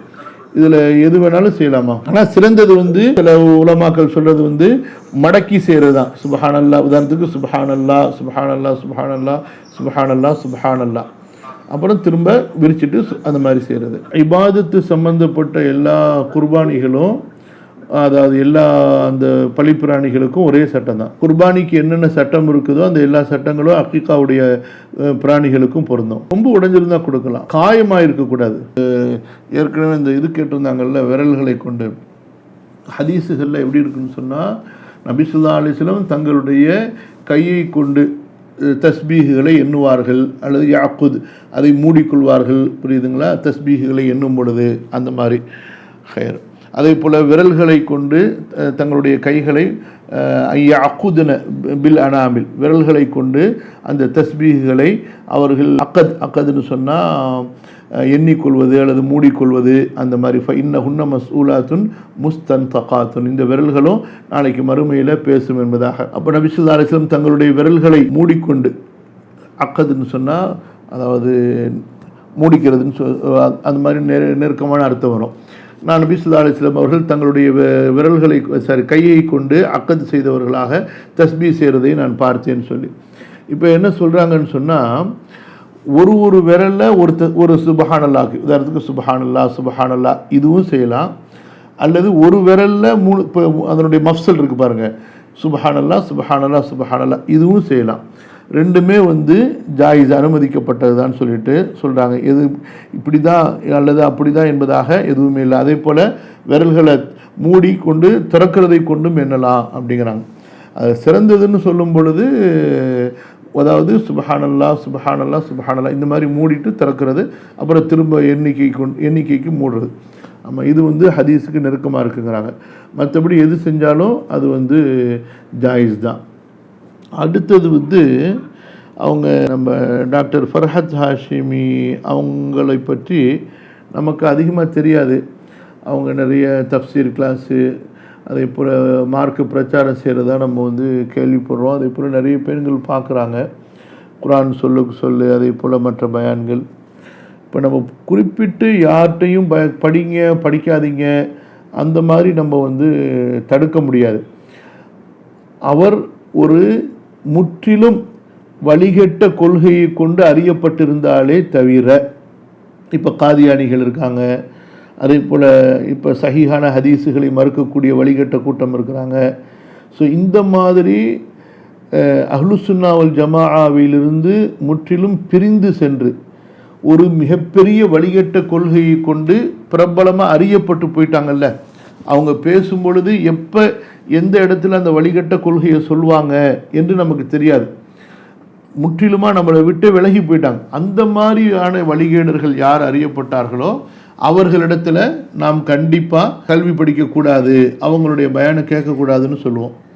அதுபோக மற்றபடி மார்க்க அழைப்பாளர்கள், சரியா, கல்வியாளர்கள், மார்க்க பிரச்சாரம் தாவா செய்யக்கூடியவங்க, சரிங்களா, அவர்களிடத்தில் ஏதாவது சில தவறுகள் இருக்கிறதுனாலையோ அல்லது சில நேரங்களில் கல்வி இல்லாமல் ஃபத்வா கொடுத்துடுறதுனாலையோ அல்லது ஏதாவது அவங்க ஒரு இயக்கம்னு சொன்னால் ஒரு பொலிட்டிக்கல் அல்லது வேறு ஏதாவது இருக்கிறதுனால அவங்கள சந்திக்காதீங்க, பார்க்காதீங்க, அவங்கள்ட்ட படிக்காதீங்கன்னு சொல்லி நம்ம தடுக்க முடியாது. சரிங்களா? நம்ம என்ன சொல்லுவோம், கேளுங்க, படிங்க, உங்களுக்கு எங்கே சந்தேகம் வருதோ அல்லது எங்கே உங்களுக்கு உறுதியாக அஹ்லுசுன்னா வல் ஜமாஅவுடைய அகீதா அவங்களுடைய வழிமுறைன்னு தெரிஞ்ச இடத்துல மாறுபடுறாங்களோ அந்த இடத்துல அவங்களுக்கு நீங்கள் மறுத்து கருத்து சொல்லுங்கள், இல்லைன்னா அந்த இடத்துல விலகி கொள்ளுங்க, அவ்வளோதான். அது போக அடுத்தது, ஒருத்தங்களோட நம்ம நெருக்கமாக பழகிறதுனால அவர்களுடைய எல்லா விஷயங்களையும் நம்ம அடாப்ட் பண்ணக்கூடிய அளவுக்கு நம்ம ஆயிரோம்னு சொன்னால் அப்போ நீங்கள் ரொம்ப கவனமாக இருக்கணும். எந்த மாதிரியான ஆசிரியர்களிடத்தில் நீங்கள் கல்வி படிக்கிறீங்கன்னு சொல்லி. ஜஸ்ட்டு நீங்கள் போய் வகுப்பில் உட்காடுறீங்க, அவங்க நிறைய விஷயங்கள் பேசுகிறாங்க, அதில் ஆதாரபூர்வமானதையும் தேவையான விஷயங்களையும் நீங்கள் தொகுத்துக்கிறீங்க, மற்றதை விட்டுட்டு வந்துடுறீங்கன்னு சொன்னால் நோ ப்ராப்ளம், எந்த விதமான பிரச்சனையும் இல்லை. அப்படி இல்லை, ஒருத்தர் ரொம்ப நெருங்கி கல்வி படிக்க போகிறீங்க, அப்படி படிக்கும் பொழுது அவருடைய குணம், அவருடைய பண்பு, அவருடைய மன்ஹஜ் எல்லாமே உங்களில் தாக்கத்தை ஏற்படுத்தும் என்று இருக்கும் பொழுது அப்போ நீங்கள் ரொம்ப கவனமாக இருக்கணும், எந்த மாதிரியான உஸ்தாதை நீங்கள் தேர்ந்தெடுக்கிறீங்கன்னு சொல்லிட்டு. மற்றபடி இப்போ அவங்களுடைய பயான்கள் கேட்குறதோ வைக்கிறதோ நம்ம எடுப்பில் முழுக்க தவிர்க்க வேண்டியது தவறுன்னு சொல்ல முடியாது. எங்கே சந்தேகம் இருக்குதோ அங்கே கேட்டுக்கொள்ளுங்கள், குழப்பமாக இருந்தால் நீங்கள் தெளிவுபடுத்தி கொள்ளுங்கள். அல்ஹம்துலில்லாஹ். அதான் ஒரு நெருக்கமான ஒரு நடுநிலையான கருத்தாக இருக்குதுன்னு நினைக்கிறேன். மற்றபடி நம்ம இப்போ நாமளும் ஒரு குரூப்பிசமாக மாறுறத அது ஒரு அழகல்ல. கல்வியை ஒரு நெருக்கடிக்கு ஆளாக்குறது அது சிறந்ததல்ல. அது போக ஒருத்தங்க இடது கையில் தஸ்பீ செய்யலாமான்னு கேட்டிருக்காங்க. அதாவது சிறந்தது வலது கை. ஏன்னா ரசூல் ஸல்லல்லாஹு அலைஹி வஸல்லம் அவங்க எல்லா விஷயத்திலையும் வலது கையை கொண்டு தான் அவர்கள் ஆரம்பிப்பார்கள். வலது கையில் செய்கிறது அவங்களுக்கு ரொம்ப விருப்பமானதுன்னு சொல்லிட்டு. ஆனால் ஒருத்தர் இடது கையும் பயன்படுத்துகிறாருன்னு சொன்னால் ஃபலா பஸ், தவறு இல்லை, அவ்வளோதான். ஏன்னா தடை வராத காரணத்தினால. 2வது பையன் பொருளாதார கல்வி படிப்பில் பலவீனமாக இருந்தார். அவர் மார்க்க கல்வியில் அதிக ஈடுபாடாக இருந்தார். மார்க்க கல்வியில் சேர்த்துருக்கிறீங்க, மார்க்க கல்வி நல்லா படிக்கிறாரு.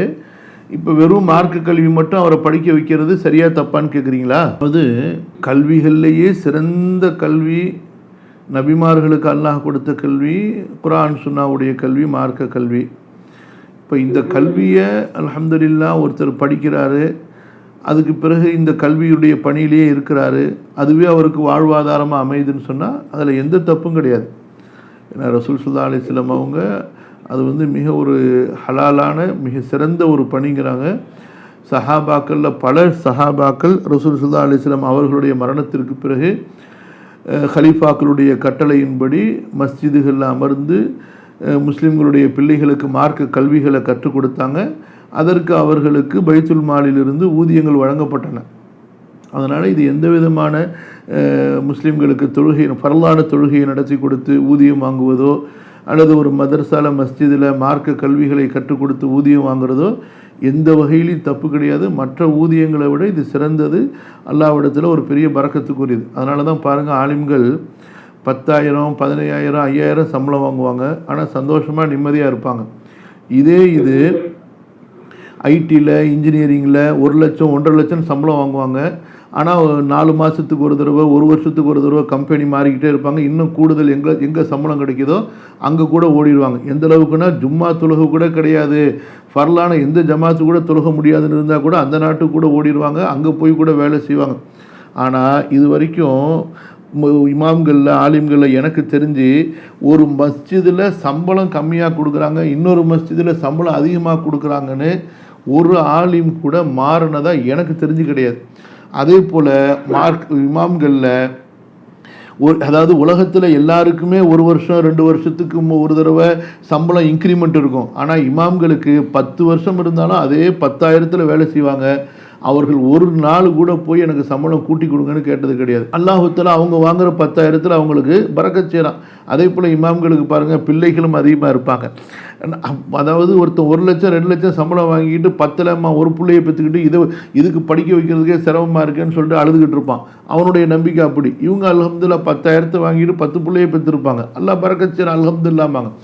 இது உலகம் ஃபுல்லாக அப்படி தான் இருக்குது. இஸ்லாமிய நாடுகள்லேயும் அப்படி தான் இருக்குது, முஸ்லீம் அல்லாதவர்கள் நாடுகள்லேயும் அப்படி தான் இருக்குது. நீங்கள் எப்படி அல்லாவை திருப்தி படுறீங்களோ அல்லாஹ் அதுக்கு தகுந்த மாதிரி உங்கள்கிட்ட நடந்துக்க போகிறான். இந்த மார்க்க கல்வியை கொண்டு அல்லாஹ் எனக்கு கண்ணியத்தை கொடுப்பான், எனது வாழ்க்கையில் பரக்கத் செய்வான்னு நியத்து வச்சு நீங்கள் படிச்சிங்கன்னா அல்லாஹ் உங்களுக்கு அந்த மாதிரி பரக்கத் செய்ய போகிறான். நான் மார்க்க கல்வி படிக்கிறேனே, என் வாழ்க்கை என்னாகும், என் பிள்ளைக்கு வாழ்க்கை என்னாகும், என் பிள்ளைய மதரசால சேர்த்துட்டேனே, இவன் கஷ்டப்படுவானோ, இவனுக்கு பொருளாதார நெருக்கடி ஆகிடுமோ, அப்படி பயந்தீங்கன்னா அப்படி தான் நடக்க போகுது. சரியா? எங்கள் வீட்டில் என்னுடைய வரலாறு சொல்ல சின்னது, அல்லாஹ் மிகப்பெரியவ. என்ன, நாங்கள் 3 பேரும் மாரிசாக்கு வந்தோம். அப்போ எங்கள் அத்தாலாம் பெரிய செல்வத்தில் இருந்து அப்புறம் பலவிதமான இதெல்லாம் சிங்கப்பூர் சிட்டிசன்.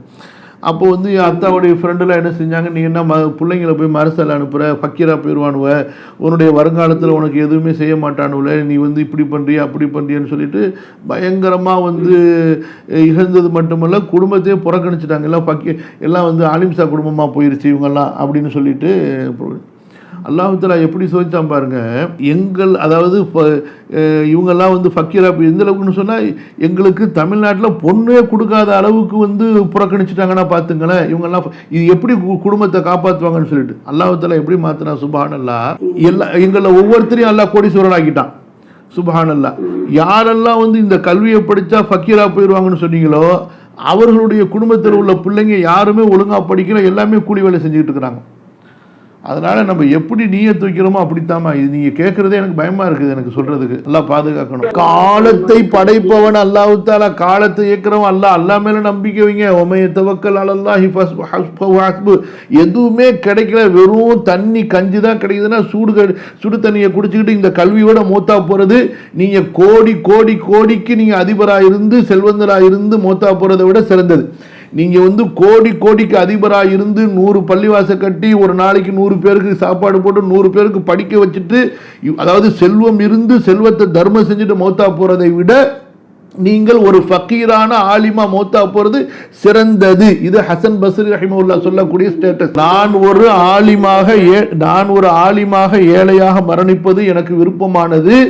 நான் மிகப்பெரிய செல்வந்தனாக இருந்து தர்மசாலியாக இருந்து மௌத்தா போவதை விட, புரியுதுங்களா, அதை விட இதுதான் சிறந்தது. அப்ப யோசிச்சு பாருங்க, அப்ப செல்வமும் இருந்து தர்மமும் செய்யாம இருக்கிறவன் எவ்வளவு பெரிய அயோக்கியன்னு சொல்லிட்டு. நீங்க பெண்கள் வீட்டுக்கு போய் பெண்களை சந்திச்சு கூப்பிடுறது இருக்குது, அதுவும் சஹாபிய பெண்மணிகளுடைய வழிமுறை தான். உம்மு ஷரீக் ரலியல்லாஹு அன்ஹா அது மாதிரி தான் வீடு வீடாக போய் அவங்களுக்கு தாவா செய்வாங்க, கூப்பிடுவாங்க. அதில் எந்த தப்புமே கிடையாது. கண்டிப்பாக அதை செய்யுங்க. நீங்கள் இஸ்லாமிய பொறுத்த வரைக்கும் அப்படி கிடையாதுமா. எந்த நாளில் வேணாலும் நம்ம எந்த காரியத்தை வேண்டுமானாலும் செய்யலாம். நமக்கு எதற்கு அல்லாவுடைய தூதரும் நாளுகளை தேதிகளை குறிப்பிட்டாங்களோ, இப்போ ஹஜ்ஜுக்கு போகணும் பிற 8க்கு ஆரம்பிக்கணும்னு சொல்லியிருக்காங்க, அந்த மாதிரி எதுக்கு வந்திருக்குதோ அதுக்கு தான். இப்போ லொஹர் தொழுகைனா அதுக்கு ஒரு நேரம் இருக்குது. அதை தவிர நம்முடைய காரியங்களை பொறுத்த வரைக்கும் எப்போ வேணாலும் நம்ம செய்யலாம். அதில் எந்த விதமான தப்பும் கிடையாது. பிஸ்மில்லா சொல்லி செய்ய வேண்டியது, அல்லாஹ்வை நம்பி செய்ய வேண்டியது, அவ்வளோதான்.